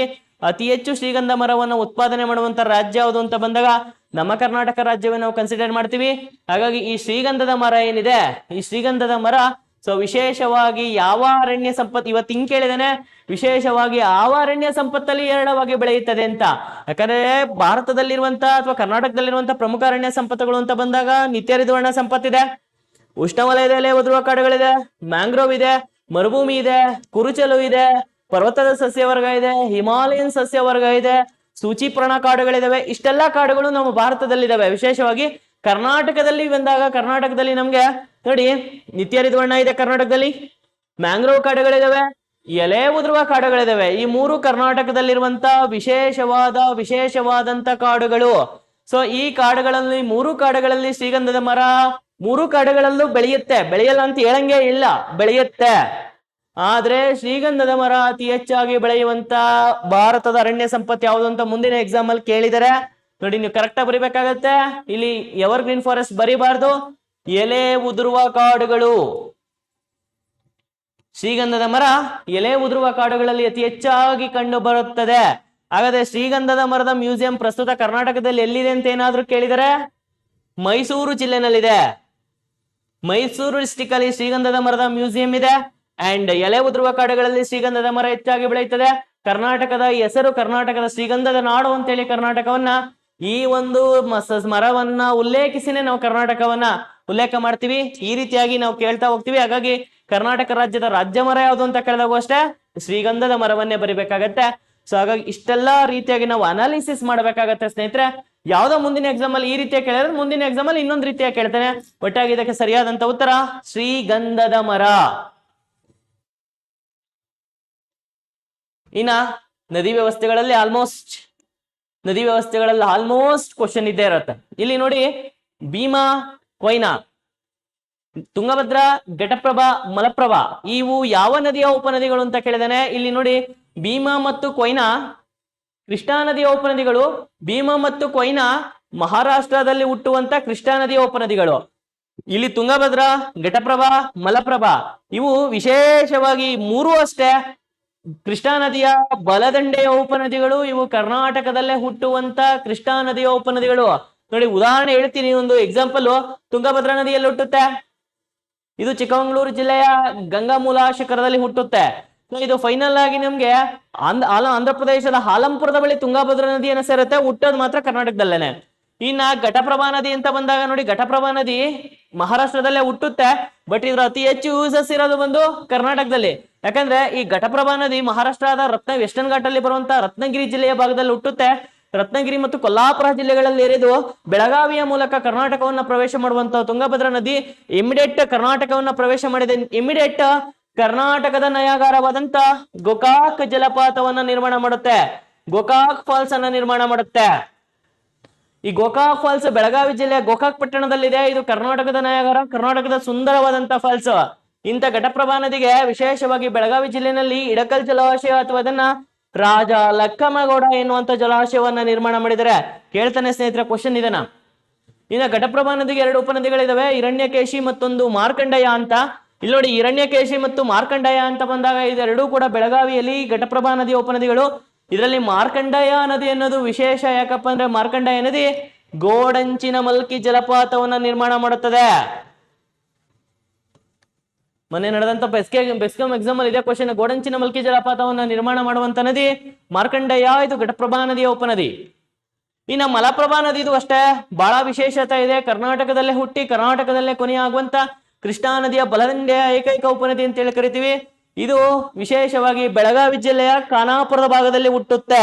ಬೆಳಗಾವಿ ಜಿಲ್ಲೆಯ ಖಾನಾಪುರ ಕರ್ನಾಟಕದಿಂದ ವೆಸ್ಟರ್ನ್ ಘಾಟ್ ಪ್ರಾರಂಭ ಹೋಗುವಂತ ಸ್ಥಳ ಖಾನಾಪುರ. ಬೆಳಗಾವಿಯ ಖಾನಾಪುರದಲ್ಲಿ ಹುಟ್ಟುವಂತ ಮಲಪ್ರಭಾ ವಿಶೇಷವಾಗಿ ಇದನ್ನ ನಾವು ಕೃಷ್ಣಾ ನದಿಯನ್ನ ಸೇರುವಂತ ಭಾಗ ಇದೆಯಲ್ಲ, ಇದನ್ನೇ ನಾವೇನಂತ ಕರಿತೀವಪ್ಪ ಅಂದ್ರೆ ಕೂಡಲ ಸಂಗಮ ಅಂತ ಕರಿತೀವಿ. ಕರ್ನಾಟಕದ ಕೂಡಲ ಸಂಗಮ ಎಲ್ಲಿದೆ ಅಂತ ಕೇಳ್ತಾನೆ. ಬಾಗಲಕೋಟೆಯಲ್ಲಿದೆ. ಬಾಗಲಕೋಟೆನಲ್ಲಿ ಸಂಗಮ ಹೋಗುವಂತ ಸಂಗಮ ನದಿಗಳು ಯಾವ್ದಂತ ಬಂದಾಗ ಕೃಷ್ಣಾ ಮತ್ತು ಮಲಪ್ರಭಾ ನದಿಗಳು. ಅಲ್ಲಿ ವಿಶೇಷವಾಗಿ ಏನಿದೆ ಅಂತ ಕೇಳ್ತಾನೆ, ಬಸವಣ್ಣನವರ ಐಕ್ಯತಾ ಸಮಾಧಿ ಸ್ಥಳ ಇದೆ. ಬಸವಣ್ಣನವ್ರದ್ದು 3 ಪಾಯಿಂಟ್ ಇಂಪಾರ್ಟೆಂಟು. ಅವರು ಹುಟ್ಟಿದ್ದು ಬಿಜಾಪುರದ ಬಸವನ ಬಾಗೇವಾಡಿಯಲ್ಲಿ ಹುಡ್ತಾರೆ. ಇವರು ಅನುಭವ ಮಂಟಪವನ್ನ ಮೊದಲ ಸಂಸತ್ ಅನುಭವ ಮಂಟಪವನ್ನ ಸ್ಟಾರ್ಟ್ ಮಾಡಿದ್ದು ಬೀದರ್ನ ಬಸವ ಕಲ್ಯಾಣ. ಹುಟ್ಟಿದ್ದು ಬಿಜಾಪುರದ ಬಸವನ ಬಾಗೇವಾಡಿ. ಅನುಭವ ಮಂಟಪ ಸ್ಟಾರ್ಟ್ ಮಾಡಿದ್ದು ಬಸವ ಕಲ್ಯಾಣ. ಅವರ ಐಕ್ಯತೆ ಆದಂತ ಸ್ಥಳ ಬಾಗಲಕೋಟೆನಲ್ಲಿ ಸಮಾಧಿ ಇದೆ. ಇವರು ಬಸವಣ್ಣನವರು ಅಂತ ಬಂದಾಗ ವಿಶೇಷವಾಗಿ ಕಳಚೂರಿಯ ಬಿಜ್ಜಳನ ಆಸ್ಥಾನದಲ್ಲಿ ಮಂತ್ರಿಯಾಗಿದ್ದಂತ ಬಸವಣ್ಣನವರು ಅನೇಕ ಸಾಧನೆಯನ್ನ ಮಾಡಿದರೆ. ಅವರ ಒಂದು ಐಕ್ಯತಾ ಸಮಾಧಿ ಸೊ ಬಾಗಲಕೋಟೆನಲ್ಲಿದೆ. ಇದು ಕೃಷ್ಣಾ ಮತ್ತು ಮಲಪ್ರಭಾ ನದಿಗಳ ಸಂಗಮ ಸ್ಥಳ ಕೂಡಲ ಸಂಗಮ. ಇಂಥ ಮಲಪ್ರಭಾ ನದಿ ಏನಿದೆ ವಿಶೇಷವಾಗಿ ಇದು ಬೆಳಗಾವಿ ಜಿಲ್ಲೆಯ ಸವದತ್ತಿ, ನೋಡಿರ್ಬೇಕು ನೀವು ಬಹಳ ಮಕ್ಕಳು, ಬಹಳ ವಿದ್ಯಾರ್ಥಿಗಳು, ಸವದತ್ತಿ ಬಳಿ ಇದು ಆಳವಾದಂತ ಕಂದರದಲ್ಲಿ ಡೆಪ್ತ್ ಆದಂತ ಪಾಟಲ್ಲಿ ಹರ್ಕೊಂಡು ಹೋಗುತ್ತೆ. ಇದನ್ನ ನಾವು ಅಂತ ಆಳವಾದ ಕಂದರದಲ್ಲಿ ಹರಿಯುವಂತ ಮಲಪ್ರಭಾ ನದಿಯನ್ನೇ ನವಿಲು ತೀರ್ಥ ಅಂತ ಕರಿತೀವಿ. ಸೊ ಇಂಥ ನವಿಲು ತೀರ್ಥದ ಬಳಿನೇ ಮಲಪ್ರಭಾ ನದಿಗೆ ಕಟ್ಟಿರುವಂತ ವಿಶೇಷವಾದಂತ ಡ್ಯಾಮ್ ಯಾವ್ದಪ್ಪ ಅಂದ್ರೆ ರೇಣುಕಾ ಸಾಗರ ಜಲಾಶಯ ಎನ್ನುವಂತ ಡ್ಯಾಮ್ ಅನ್ನ ಕಟ್ಟಿದ್ದಾರೆ. ರೇಣುಕಾ ಸಾಗರ ಜಲಾಶಯ ಎನ್ನುವಂತ ಡ್ಯಾಮ್ ಅನ್ನ ಕಟ್ಟಿದ್ದಾರೆ. ಇದು ಮಲಪ್ರಭಾ ನದಿ ಹಿಸ್ಟೋರಿಕಲ್ ಆಗಿಯೂ ಕೂಡ ಫೇಮಸ್. ಯಾಕಪ್ಪ ಅಂದ್ರೆ ಸೊ ಬಾಗಲಕೋಟೆ ಜಿಲ್ಲೆಯ ಬದಾಮಿ ಹೈಹೊಳೆ ಪಟ್ಟದಕಲ್ಲು ಹಿಸ್ಟೋರಿಕಲ್ ಪ್ಲೇಸಸ್, ಬದಾಮಿ ಹೈಹೊಳೆ ಪಟ್ಟದಕಲ್ಲಿನ ಮೂಲಕ ಹರಿಯುವಂತ ಮಲಪ್ರಭಾ ಹಿಸ್ಟೋರಿಕಲ್ ಆಗಿ ಕೂಡ ಫೇಮಸ್. ಸೊ ಹಾಗಾಗಿ ಈ ಒಂದು ಉಪನದಿಗಳ ಬಗ್ಗೆ ನಾವು ಮಾತಾಡೋದು. ನೆಕ್ಸ್ಟ್ ದಿನ ವಿಶೇಷವಾಗಿ ನೋಡಿ ಮಹಾನದಿ ಅಂತ ಇದೆ. ಅಲ್ಲಿ ಮಹಾನದಿ ಒಡಿಶಾ ಮತ್ತು ಛತ್ತೀಸ್ಗಢ ಭಾಗದಲ್ಲಿ ಹರಿಯುತ್ತೆ. ಇದು ಈ ಒಂದು ನದಿಗೆ ತುಂಬಾ ಸಿಂಪಲ್ ಆಗಿ ಹೇಳ್ತೀನಿ, ಹಿರಾಕುಡ್ ಅಣೆಕಟ್ಟೆಯನ್ನು ಕಟ್ಟಲಾಗಿದೆ. ಇದು ಭಾರತ ದೇಶದಲ್ಲಿ ಉದ್ದವಾದಂತ ಅಣೆಕಟ್ಟು, 4.8 ಕಿಲೋಮೀಟರ್ ಉದ್ದ ಇದೆ. ಇನ್ನು ಗೋದಾವರಿ ಅಂತ ಬಂದಾಗ ಇದು ದಕ್ಷಿಣ ಭಾರತದಲ್ಲೇ ಉದ್ದವಾದ ನದಿ. ಭಾರತದಲ್ಲೇ ಎರಡನೇ ಉದ್ದವಾದ ನದಿ ಗಂಗಾ ನದಿಯನ್ನು ಹೊರತುಪಡಿಸಿದ್ರೆ ಇದು ದೇಶದಲ್ಲೇ ಎರಡನೇ ಉದ್ದವಾದ ನದಿ. ದಕ್ಷಿಣದ ಗಂಗೆ ಅಂತ ಕರಿತೀವಿ, ವೃದ್ಧ ನದಿ ಅಂತ ಕರಿತೀವಿ. ಸೊ ಭಾರತದ 3 ರಾಜ್ಯಗಳಲ್ಲಿ ಹರಿಯುತ್ತೆ, ಮಹಾರಾಷ್ಟ್ರ, ತೆಲಂಗಾಣ ಮತ್ತು ಆಂಧ್ರ ಪ್ರದೇಶದಲ್ಲಿ ಇರಿದು ಆಂಧ್ರ ಪ್ರದೇಶದ ಕಾಕಿನಾಡ ಬಳಿ ಹೋಗಿ ಬಂಗಾಳ ಕೊಲ್ಲಿಯನ್ನ ಸೇರುತ್ತೆ. ಅಂಡ್ ಕಾವೇರಿ, ನಮ್ಮ ಕಾವೇರಿ ಅಂತ ಬಂದಾಗ ವಿಶೇಷವಾಗಿ ಮೈ ರೋಮಾಂಚನ ಆಗುತ್ತೆ. ಯಾಕಪ್ಪ ಅಂದ್ರೆ 320 ಕಿಲೋಮೀಟರ್ ಕರ್ನಾಟಕದಲ್ಲಿ ಹರಿದ್ರೂ ಕೂಡ ವಿಶೇಷವಾಗಿ ಕೊಡಗು, ಮೈಸೂರು, ಹಾಸನ, ಮಂಡ್ಯ, ಚಾಮರಾಜನಗರ, ರಾಮನಗರ ಜಿಲ್ಲೆಗಳಲ್ಲಿ ಮಾತ್ರ ಹರಿಯುವಂತ ಕಾವೇರಿ ವಿಶೇಷವಾಗಿ ಕರ್ನಾಟಕದ ಪ್ರಮುಖ ನದಿ. ಕಾರಣ ಯಾಕಪ್ಪ ಅಂದ್ರೆ ತನ್ನ ಅರಿವಿನ ಪಾತ್ರದಲ್ಲಿ ಅನೇಕ ಜಲಪಾತವನ್ನ ನಿರ್ಮಾಣ ಮಾಡುತ್ತೆ. ಕೊಡಗು ಜಿಲ್ಲೆಯಲ್ಲಿ ಹರಿಬೇಕಾದ್ರೆ ಈ ನದಿ ಸೊ ವಿಶೇಷವಾಗಿ ಅಬ್ಬೆ ಫಾಲ್ಸ್ ಅನ್ನ ನಿರ್ಮಾಣ ಮಾಡುತ್ತೆ. ಕನ್ಫ್ಯೂಷನ್ ಆಗ್ಬಾರ್ದು, ಅಬ್ಬೆ ಫಾಲ್ಸ್ ಕಾವೇರಿ, ಎಬ್ಬೆ ಫಾಲ್ಸ್ ಅಂತ ಒಂದು ಬರುತ್ತೆ, ಇದು ಭದ್ರಾ ನದಿ ಚಿಕ್ಕಮಂಗ್ಳೂರು. ವಿಶೇಷ ಡೌಟ್ ಬರಬಾರ್ದು. Abbey falls Kaveri, Ebbe falls Bhadra Chikkamagaluru, Abbey Kodagu. ಇನ್ನು ಮೈಸೂರು ಜಿಲ್ಲೆಯಲ್ಲಿ ಹರಿಯುವಂತ ಕಾವೇರಿ ಚುಂಚನಕಟ್ಟೆ ಫಾಲ್ಸ್ ಅನ್ನ ನಿರ್ಮಾಣ ಮಾಡಿದ್ರೆ, ಮಂಡ್ಯ ಜಿಲ್ಲೆಯ ಮಳವಳ್ಳಿ ಸಮೀಪ ಹರಿಯುವಂತ ಕಾವೇರಿ ಶಿವನ ಸಮುದ್ರಂ ಬಳಿ 2 ಕವಲುಗಳಾಗಿ ಧುಮುಕುತ್ತೆ. ಸೊ ಎಡಕವಲನ್ನ ನಾವು ಗಗನಚುಕ್ಕಿ ಅಂತ ಕರಿತೀವಿ. ಸೊ ಇದು ಮಂಡ್ಯ ಜಿಲ್ಲೆಯ ಮಳವಳ್ಳಿ ತಾಲೂಕಲ್ಲಿ ಗಗನಚುಕ್ಕಿ ಇದ್ರೆ, ಬಲಭಾಗಕ್ಕೆ ಧುಮುಕುವಂತ ನಮ್ಮ ಕಾವೇರಿ ಬರಚುಕ್ಕಿ ಫಾಲ್ಸ್ ಅನ್ನ ನಿರ್ಮಾಣ ಮಾಡುತ್ತೆ. ಬರಚುಕ್ಕಿ ಫಾಲ್ಸ್ ಚಾಮರಾಜನಗರ ಜಿಲ್ಲೆಯ ಕೊಳ್ಳೇಗಾಲ ತಾಲೂಕಲ್ಲಿದೆ. ಇಂಥ ನದಿ ಏನಿದೆ ವಿಶೇಷವಾಗಿ ಕರ್ನಾಟಕ ಮತ್ತು ತಮಿಳುನಾಡಲ್ಲಿ ಹರಿಯುವಂತ ವಿಶೇಷವಾದಂತ ಕಾವೇರಿ ನದಿ. ಸೊ ನಮ್ಮ ಕರ್ನಾಟಕದ ಗುಂಡ್ಲುಪೇಟೆ ಮತ್ತು ತಮಿಳುನಾಡಿನ ಭಾಗದಲ್ಲಿ ಬರುವಂತ ಬಿಳಿಗುಂಡುವಿನ ಬಳಿ ಕಾವೇರಿ ನದಿ ನೀರನ್ನು ಅಳತೆ ಮಾಡಿ ಕಾವೇರಿ ತಮಿಳುನಾಡಿಗೆ ಹೋಗುತ್ತೆ. ಇಮಿಡಿಯೇಟ್ ತಮಿಳುನಾಡಿಗೆ ಎಂಟ್ರಿ ಆಗುವಂತ ಕಾವೇರಿ ಒಂದು ಸುಂದರವಾದಂತ ಜಲಪಾತವನ್ನ ನಿರ್ಮಾಣ ಮಾಡುತ್ತೆ. ಸೊ ಅದನ್ನ ನಾವೇನಂತ ಕರಿತೀವಪ್ಪ ಅಂದ್ರೆ ತಮಿಳುನಾಡಲ್ಲಿ ಒಗೆನಕಲ್ ಫಾಲ್ಸ್ ಅನ್ನ ನಿರ್ಮಾಣ ಮಾಡುತ್ತೆ. ಇಂಥ ಕಾವೇರಿಗೆ ಕರ್ನಾಟಕದಲ್ಲಿ KRS ಡ್ಯಾಮ್ ಅನ್ನ ಕಟ್ಟಿದ್ರೆ, ಅದರ ಮಾದರಿಯಲ್ಲಿ ತಮಿಳುನಾಡಲ್ಲಿ ಮೆಟ್ಟೂರು ಜಲಾಶಯ ಅಥವಾ ಸ್ಟಾನ್ಲಿ ಜಲಾಶಯವನ್ನ ಕಟ್ಟಿದರೆ. ಅನೇಕ ವಿಶೇಷತೆಗಳು ಕಾವೇರಿಗಿದೆ. ಇನ್ನ ಕೃಷ್ಣಾ ನದಿ ಅಂತ ಬಂದಾಗ ಕೃಷ್ಣ 1400 ಲೆಂತ್ ಹರಿಯುತ್ತೆ, 1400 ಕಿಲೋಮೀಟರ್ ಉದ್ದ ಹರಿಯುತ್ತೆ. ಭಾರತದಲ್ಲೇ 3ನೇ ಉದ್ದವಾದ ನದಿ, ದಕ್ಷಿಣ ಭಾರತದಲ್ಲೇ 2ನೇ ಉದ್ದವಾದ ನದಿ, ಕರ್ನಾಟಕದಲ್ಲಿ ಉದ್ದವಾದ ನದಿ. ಕಾರಣ ಯಾಕಪ್ಪ ಅಂದ್ರೆ 483 ಕಿಲೋಮೀಟರ್ ಲೆಂತ್ ಹರಿಯುತ್ತೆ ಕಾವೇರಿ. ಹಾಗಾಗಿ ಕರ್ನಾಟಕದ ಉದ್ದವಾದ ನದಿ. ಇಂಥ ನದಿಯ ಬಗ್ಗೆ ಮಾತಾಡೋಕೆ ತುಂಬಾ ಸಮಯ ಬೇಕಾಗತ್ತೆ. ಬಟ್ ಈ ಒಂದು ಕ್ವಶನ್ಸ್ಗೆ ಸರಿಯಾದಂತ ಉತ್ತರ ಕೃಷ್ಣಾ ನದಿಯ ಉಪನದಿಗಳು ಭೀಮಾ, ಕೊಯ್ನಾ, ತುಂಗಭದ್ರಾ, ಘಟಪ್ರಭಾ, ಪಂಚಗಂಗಾ, ದೂದ್ಗಂಗಾ, ವೈನಾ ಅನೇಕ ಉಪನದಿಗಳನ್ನ ತನ್ನ ಅರಿವಿನ ಪಾತ್ರದಲ್ಲಿ ಸೇರಿಸಿಕೊಳ್ಳುತ್ತೆ ಕೃಷ್ಣಾ ನದಿ. ನಂಗೆ ಮುಂದೆ ಹೋಗೋದಾದ್ರೆ ಭಾರತದ ಕೊಟ್ಟಿರುವಂತ ಮಾಹಿತಿಯ ಪ್ರಕಾರ ಭಾರತದ ಎತ್ತರವಾದಂತ ಜಲಪಾತ ಬಲ್ಮುರಿ, ಜೋಗ್, ಅಬೆ, ಒಗೆನಕಲ್. ಇಲ್ಲಿ ನೋಡಿ, ಬಲ್ಮುರಿ ಅಂತ ಬಂದಾಗ ಕಾವೇರಿ, ಜೋಗ್ ಅಂತ ಬಂದಾಗ ಶರಾವತಿ, ಅಬೆ ಅಂತ ಬಂದಾಗ ಕಾವೇರಿ, ಒಗೆನಕಲ್ ಅಂತ ಬಂದಾಗ ಕಾವೇರಿ. ಇಲ್ಲಿ ಕೊಟ್ಟಿರುವಂತ ಕ್ವಶನ್ ಎತ್ತರವಾದಂತ ಜಲಪಾತ ಯಾವುದು ಅಂತ ಬಂದಾಗ ನಮ್ಮ ಭಾರತದ ಎತ್ತರವಾದಂತ ಜಲಪಾತ ಜೋಗ್ ಜಲಪಾತ 253.4 ಅಥವಾ 254 ಮೀಟರ್ ಎತ್ತರದಿಂದ ಧುಮುಕಿ ಶಿವಮೊಗ್ಗ ಜಿಲ್ಲೆಯ ಸಾಗರ ತಾಲೂಕಲ್ಲಿ ರಾಜ ರಾಣಿ ರೋರಲ್ ರಾಕೆಟ್ ರೂಪದಲ್ಲಿ ಸುಂದರವಾದಂತ ದೃಶ್ಯದಲ್ಲಿ ಧುಮುಕುತ್ತೆ ನಮ್ಮ ಶರಾವತಿ. ಹಾಗಾಗಿ ಇದು ನಮ್ಮ ಭಾರತದ ಎತ್ತರವಾದಂತ ಜಲಪಾತ ಅಂತೇಳಿ ನಾವು ಈ ಆಪ್ಷನ್ಸ್ ಪ್ರಕಾರ ಕನ್ಸಿಡರ್ ಮಾಡ್ತೀವಿ ಅಷ್ಟೇ. ಯಾಕಂದ್ರೆ ಇದಕ್ಕಿಂತ ಎತ್ತರವಾದಂತ ಜಲಪಾತ ಇದೆ, ವರಾಹಿ ನದಿಯ ಕುಂಚಿಕಲ್ ಫಾಲ್ಸ್. ಈ ಕುಂಚಿಕಲ್ ಫಾಲ್ಸ್ ಇದೆಯಲ್ಲ, ಇದು 455 ಮೀಟರ್ ಎತ್ತರದಿಂದ ಧುಮುಕುತ್ತೆ. ಇದು ಡಬಲ್ ಡ್ರಾಪ್ ಅಲ್ಲಿ ಧುಮುಕುತ್ತೆ. ಅದಕ್ಕೋಸ್ಕರ ಇದನ್ನ ಎತ್ತರವಾದಂತ ಜಲಪಾತ ಅಂತ ಕನ್ಸಿಡರ್ ಮಾಡಲ್ಲ. ನಮ್ಮ ಶರಾವತಿ ಸಿಂಗಲ್ ಡ್ರಾಪ್ ಅಲ್ಲೇ ಜೋಗ್ ಜಲಪಾತವನ್ನ ನಿರ್ಮಾಣ ಮಾಡುತ್ತೆ. ಹಾಗಾಗಿ ಈ ಜೋಗ್ ಜಲಪಾತ ನಿರ್ಮಾಣ ಮಾಡುವಂತ ನದಿ ಶರಾವತಿ. ಇಂಥ ಶರಾವತಿ ನದಿಗೆ ಅದೇ ಭಾಗದಲ್ಲಿ ಭಾರತದ ಹೆಚ್ಚು ನೀರು ಸಂಗ್ರಹವಾಗುವಂತ ಅಣೆಕಟ್ಟೆ ಆದಂತ ಲಿಂಗನಮಕ್ಕಿ ಡ್ಯಾಮ್ ಅನ್ನು ಸಹ ನಿರ್ಮಾಣ ಮಾಡಲಾಗಿದೆ. ಈ ಶರಾವತಿ ಅಂತ ಬಂದಾಗ ಇದು ಶಿವಮೊಗ್ಗ ಜಿಲ್ಲೆಯಲ್ಲಿ ಹುಟ್ಟುತ್ತೆ. ಶಿವಮೊಗ್ಗ ಜಿಲ್ಲೆಯಲ್ಲಿ ಅಂಬುತೀರ್ಥ ಎನ್ನುವಂತ ಪ್ಲೇಸ್ ಬರುತ್ತೆ. ಒಂದು ಸುಂದರವಾದಂತ ಈ ಅಂಬುತೀರ್ಥ ಭಾಗದಲ್ಲಿ ಹುಟ್ಟುವಂತ ಶರಾವತಿ ಶಿವಮೊಗ್ಗ ಮತ್ತು ಉತ್ತರ ಕನ್ನಡ ಜಿಲ್ಲೆಯಲ್ಲಿ ಹರಿದು ಹೊನ್ನವಾರದ ಸಮೀಪ ಹೋಗಿ ಅರಬ್ಬಿ ಸಮುದ್ರವನ್ನ ಸೇರುತ್ತೆ. ತನ್ನ ಅರಿವಿನ ಉದ್ದಕ್ಕೂ ಅನೇಕ ಪ್ರಯೋಜನವನ್ನ ಆ ಭಾಗಕ್ಕೆ ನೀಡುತ್ತೆ ಶರಾವತಿ. ಅದ್ರ ಬಗ್ಗೆ ನಾವು ಮುಂದೆ ಮಾತಾಡೋಣ ಸ್ನೇಹಿತರೆ. ಹಾಗಾಗಿ ಎತ್ತರವಾದಂತ ಜಲಪಾತ ಜೋಗ್ ಜಲಪಾತ ಅಂತೇಳಿ ಕನ್ಸಿಡರ್ ಮಾಡ್ತೀವಿ.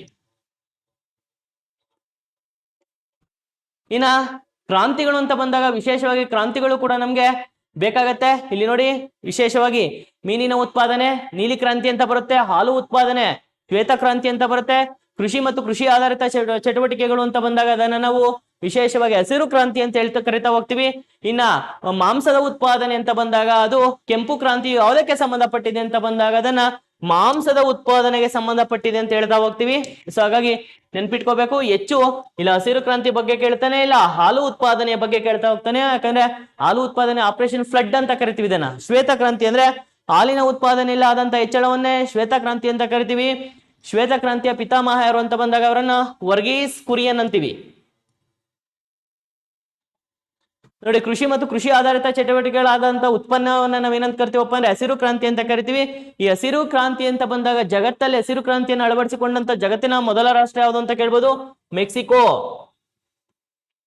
ಭಾರತದಲ್ಲಿ ಯಾವ ರಾಜ್ಯಗಳು ಅಂತ ಕೇಳ್ಬೋದು, ಪಂಜಾಬ್, ಹರಿಯಾಣ. ಯಾವ ಬೆಳೆ ಅಂತ ಕೇಳಿದಾಗ ಗೋಧಿ. ಈ ಹಸಿರು ಕ್ರಾಂತಿ ಎನ್ನುವಂತ ಪದವನ್ನು ಮೊದಲು ಕೊಟ್ಟನ ಯಾರಪ್ಪ ಅಂದ್ರೆ ನೆನ್ಪಿಟ್ಕೋಬೇಕು, ವಿಲಿಯಂ ಗಾರ್ಡ್ ಅಂತ. ಫಾದರ್ ಎಲ್ಲ ನಾನು ಕೇಳ್ತಾ ಇರೋದು, ಈ ಪದವನ್ನ ಮೊದಲು ಕೊಟ್ಟವರು ವಿಲಿಯಂ ಗಾರ್ಡ್ ಅಥವಾ ವಿ ಎಸ್ ಗಾರ್ಡ್ ಅಂತ ಕರಿತೀವಿ. ಹಾಗಾದ್ರೆ ಪ್ರಪಂಚದ ಹಸಿರು ಕ್ರಾಂತಿಯ ಪಿತಾಮಹ ಯಾರು ಅಂತ ಬಂದಾಗ ಅವರನ್ನ ನಾವು ನಾರ್ಮನ್ ಬೋರ್ಲಾಂಗ್ ಅಂತೀವಿ. ಭಾರತದ ಹಸಿರು ಕ್ರಾಂತಿಯ ಪಿತಾಮಹ ಯಾರು ಅಂತ ಬಂದಾಗ MS ಸ್ವಾಮಿನಾಥನ್ ಅಂತ ಕರಿತೀವಿ.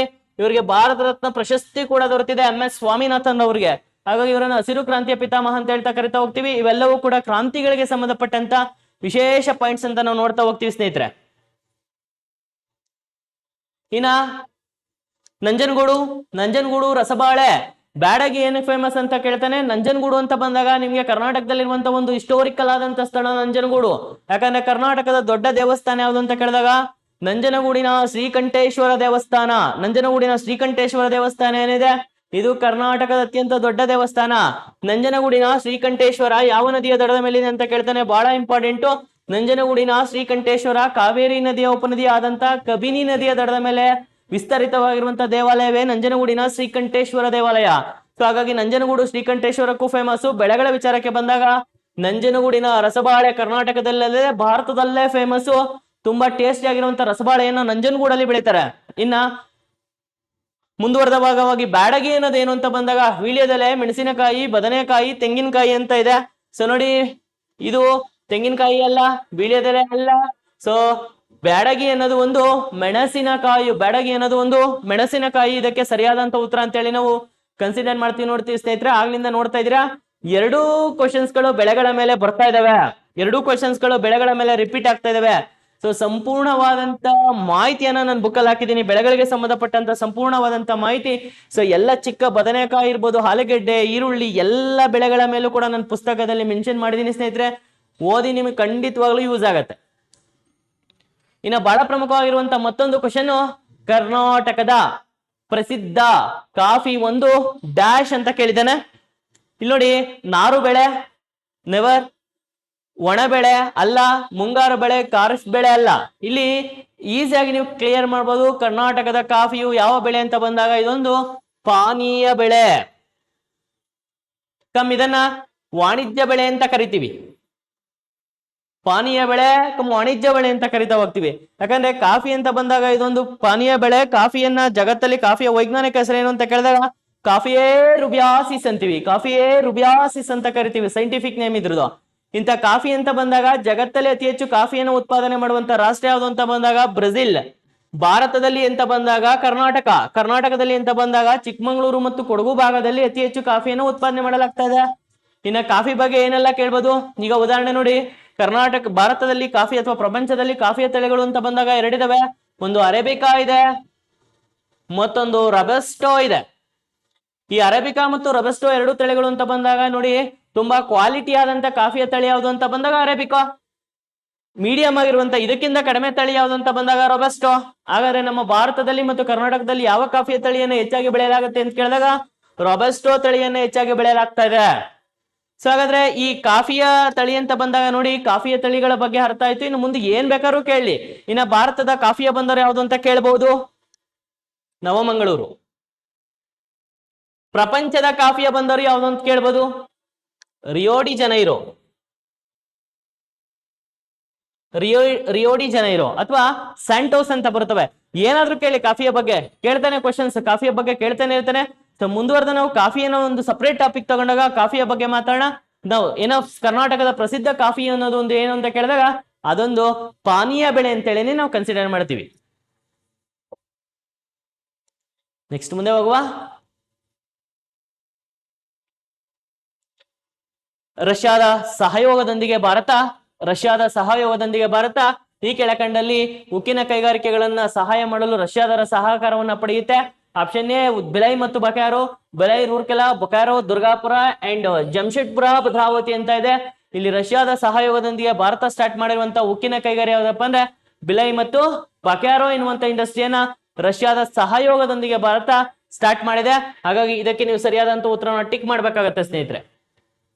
ಇನ್ನ ನೆಕ್ಸ್ಟ್, ಇನ್ನ ರೈಲ್ವೆ ಮಾರ್ಗವೇ ಇಲ್ಲದ ಕರ್ನಾಟಕದ ಜಿಲ್ಲೆ ಯಾವುದು ಅಂತ ಕೇಳಿದಾನೆ. ತುಮಕೂರು, ಹಾಸನ, ಕೊಡಗು, ಬೆಳಗಾವಿ.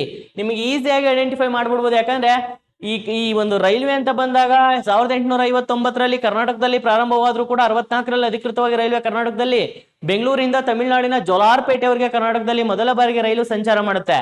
ಅಲ್ಲಿಂದ ಇಲ್ಲಿವರೆಗೂ ಕರ್ನಾಟಕದ ಆಲ್ಮೋಸ್ಟ್ ಎಲ್ಲ ಜಿಲ್ಲೆಗಳಲ್ಲೂ ಕೂಡ ರೈಲ್ವೆ ಒಂದು ವ್ಯವಸ್ಥೆ ಸ್ಪ್ರೆಡ್ ಆಗಿದೆ. ಎಲ್ಲ ಜಿಲ್ಲೆಗಳಲ್ಲೂ ಕೂಡ, ಕರ್ನಾಟಕದ ಎಲ್ಲ ಜಿಲ್ಲೆಗಳಲ್ಲೂ ಕೂಡ ರೈಲ್ವೆ ವ್ಯವಸ್ಥೆ ಇದೆ. ಸೊ ಇಲ್ಲಿ ವಿಶೇಷವಾಗಿ ಕರ್ನಾಟಕದ ಯಾವ ಜಿಲ್ಲೆಗಳಲ್ಲಿ ರೈಲ್ವೆ ವ್ಯವಸ್ಥೆ, ಯಾಕಂದ್ರೆ ಬೆಳಗಾವಿ ಅಂತ ಬಂದಾಗ ಖಂಡಿತವಾಗ್ಲೂ ಇದೆ, ಹಾಸನದಲ್ಲೂ ಇದೆ, ತುಮಕೂರಲ್ಲೂ ಇದೆ. ಇಂಥ ಕ್ವಶನ್ಸ್ ಅನ್ನ ಈಸಿಯಾಗಿ ಐಡೆಂಟಿಫೈ ಮಾಡೋದು. ಕರ್ನಾಟಕದ ಯಾವ ಜಿಲ್ಲೆಯಲ್ಲಿ ರೈಲ್ವೆ ಮಾರ್ಗವೇ ಇಲ್ಲ ಅಂತ ಬಂದಾಗ ಕೊಡಗು ಜಿಲ್ಲೆ. ಹಾಗಾದ್ರೆ ಕರ್ನಾಟಕಕ್ಕೆ ರೈಲ್ವೆಯನ್ನು ಹಾಕಿಸಿದಂತ ಕೀರ್ತಿ ಯಾರಿಗೆ ಸಲ್ಲತ್ತಪ್ಪ ಅಂದ್ರೆ ಮಾರ್ಕ್ ಕಬ್ಬನ್ಗೆ ಸಲ್ಲತ್ತೆ. ಹಾಗಾಗಿ ಮಾರ್ಕ್ ಕಬ್ಬನನ್ನ ಕರ್ನಾಟಕದ ರೈಲ್ವೆ ಸಾರಿಗೆಯ ಪಿತಾಮಹ ಅಂತೇಳಿ ಮಾರ್ಕ್ ಕಬ್ಬನನ್ನ ಕರಿತೀವಿ. ಹಾಗಾದ್ರೆ ಭಾರತಕ್ಕೆ ರೈಲ್ವೆಯನ್ನು ಹಾಕಿಸಿದಂತ ಕೀರ್ತಿ ಯಾರಿಗೆ ಸಲ್ಲುತ್ತೆ ಅಂದ್ರೆ, ಸೊ 1853ರಲ್ಲಿ ಮುಂಬೈ ಟು ಪುಣೆಯವರೆಗೆ ಕರ್ನಾಟಕದಲ್ಲಿ ಭಾರತದಲ್ಲಿ ಮೊದಲ ಬಾರಿಗೆ ರೈಲು ಸಂಚಾರ ಮಾಡುತ್ತೆ. ಭಾರತಕ್ಕೆ ರೈಲ್ವೆಯನ್ನು ಹಾಕಿಸಿದಂತ ಕೀರ್ತಿ ಗವರ್ನರ್ ಜನರಲ್ ಲಾರ್ಡ್ ಡಾಲ್ಹೌಸಿಗೆ ಸಲ್ಲುತ್ತೆ. ಇವರನ್ನ ನಾವು ಡಾಲ್ಹೌಸಿಯನ್ನ ಭಾರತದ ರೈಲ್ವೆ ಸಾರಿಗೆ ಪಿತಾಮಹ ಅಂತ ಕರಿತೀವಿ. ಸೊ ಹಾಗಾಗಿ ಮಾರ್ಕ್ ಕಬ್ಬನನ್ನ ಕರ್ನಾಟಕದ ರೈಲ್ವೆ ಸಾರಿಗೆ ಪಿತಾಮಹ ಅಂತ ಕರಿತೀವಿ. ಜಗತ್ತಲ್ಲಿ ಮೊದಲ ಬಾರಿಗೆ ರೈಲು ಪ್ರಾರಂಭವಾಗಿದ್ದು ಲಂಡನ್ ನಲ್ಲಿ ಜಾರ್ಜ್ ಸ್ಟೀಫನ್ಸನ್ ಅನ್ನ ಪ್ರಪಂಚದ ರೈಲ್ವೆ ಸಾರಿಗೆ ಪಿತಾಮಹ ಅಂತೇಳಿ ನಾವು ಕನ್ಸಿಡರ್ ಮಾಡ್ತಾ ಹೋಗ್ತೀವಿ. ಒಟ್ಟಾರೆಯಾಗಿ ಸೊ ಕರ್ನಾಟಕದಲ್ಲಿ ರೈಲ್ವೆಯಿಂದ ವಂಚಿತವಾಗಿರುವಂತಹ ಜಿಲ್ಲೆ ಅಂತ ಬಂದಾಗ ಈ ಆಪ್ಷನ್ಸ್ ಅಲ್ಲಿ ಕೊಡಗು ನಮ್ಗೆ ಕ್ಲಿಯರ್ ಆದಂತ ಆನ್ಸರ್ ಅಂತ ಕ್ಲಿಯರ್ ಮಾಡ್ಬೋದಾಗತ್ತೆ ಸ್ನೇಹಿತರೆ. ಇನ್ನ ವಿಶೇಷವಾಗಿ ನೋಡಿ, ನಮ್ಗೆ ಇಲ್ಲೊಂದು ಕ್ವಶನ್ ವಿಶೇಷವಾಗಿದೆ. ಇನ್ ವಿಶೇಷವಾಗಿನಿಲ್ಲ. ಪುಷ್ಪ ಬೇಸಾಯ ಎಂದರೆ ಏನು ಅಂತ. ಇಲ್ಲಿ ನಾವು ಭಾರತದಲ್ಲಿ ಋತುಮಾನಗಳಿಗೆ ಆಧರಿಸಿ 4 ಹವಾಮಾನ ಮತ್ತು ವಾಯುಗುಣಕ್ಕೆ ಆಧರಿಸಿ 4 ಋತುಮಾನಗಳಾಗಿ ಡಿವೈಡ್ ಮಾಡ್ತೀವಿ. ಸೊ ಇಲ್ಲಿ ಬೇಸಿಗೆ ಕಾಲ ಝೀಡ್ ಬೇಸಾಯ, ಮುಂಗಾರು ಮಳೆ ಖಾರಿಫ್, ಹಿಂಗಾರು ಮಳೆ ರಬಿ. ಇನ್ನ ಚಳಿಗಾಲದ ಅವಧಿಯಲ್ಲಿ ನಮ್ಮ ಕರ್ನಾಟಕ ಮತ್ತು ಭಾರತದಲ್ಲಿ ಬೆಳೆಯುವಂತ ಬೇಸಾಯದ ವಿಧಾನ ಯಾವುದು ಅಂತ ಬಂದಾಗ ಅದನ್ನ ಪುಷ್ಪ ಬೇಸಾಯ ಅಂತ ಕರಿತೀವಿ. ಪುಷ್ಪ ಬೇಸಾಯ ಎಂದ ತಕ್ಷಣ ನಿಮ್ಗೆ ಏನು ಡೌಟ್ ಬರಲ್ಲ. ಯಾಕಂದ್ರೆ ಪುಷ್ಪ ಅನ್ನೋ ಪದ ಹೂವು ಅನ್ನ ಸೂಚನೆ ಮಾಡೋದ್ರಿಂದ ಇಲ್ಲಿ ತರಕಾರಿ ಅಲ್ಲ, ದ್ರಾಕ್ಷಿ ಅಲ್ಲ, ಹಣ್ಣು ಅಲ್ಲ, ಕ್ಲಿಯರ್ ಆಗಿ ನಾವು ಹೇಳ್ಬೋದು ಹೂ ಬೆಳೆಯುವುದು. ಪುಷ್ಪ ಬೇಸಾಯ ಎನ್ನುವುದು ಏನನ್ನ ಇಂಡಿಕೇಶನ್ ಮಾಡುತ್ತಪ್ಪ ಅಂದ್ರೆ ಹೂ ಬೆಳೆಯುವುದನ್ನ ಇಂಡಿಕೇಶನ್ಸ್ ಮಾಡುತ್ತೆ. ಹಾಗಾಗಿ ಇದಕ್ಕೆ ಸರಿಯಾದಂತ ಉತ್ತರ ಹೂ ಬೆಳೆಯುವುದು. ಸೊ ಇವತ್ತಿನ 2015ರ HSTR ಗೆ ಸಂಬಂಧಪಟ್ಟಂತ ಸಮಾಜ ವಿಜ್ಞಾನದ ಕೊನೆಯ ಪ್ರಶ್ನೆ. ಸೊ ಯಾವ್ದಪ್ಪ ಅದಂದ್ರೆ ವಿಶೇಷವಾಗಿ ಏನು, ಇದ್ರಲ್ಲಿ ಏನು ವಿಶೇಷತೆ ಏನಿಲ್ಲ, ನಾರ್ಮಲ್ ಏನಿದೆ.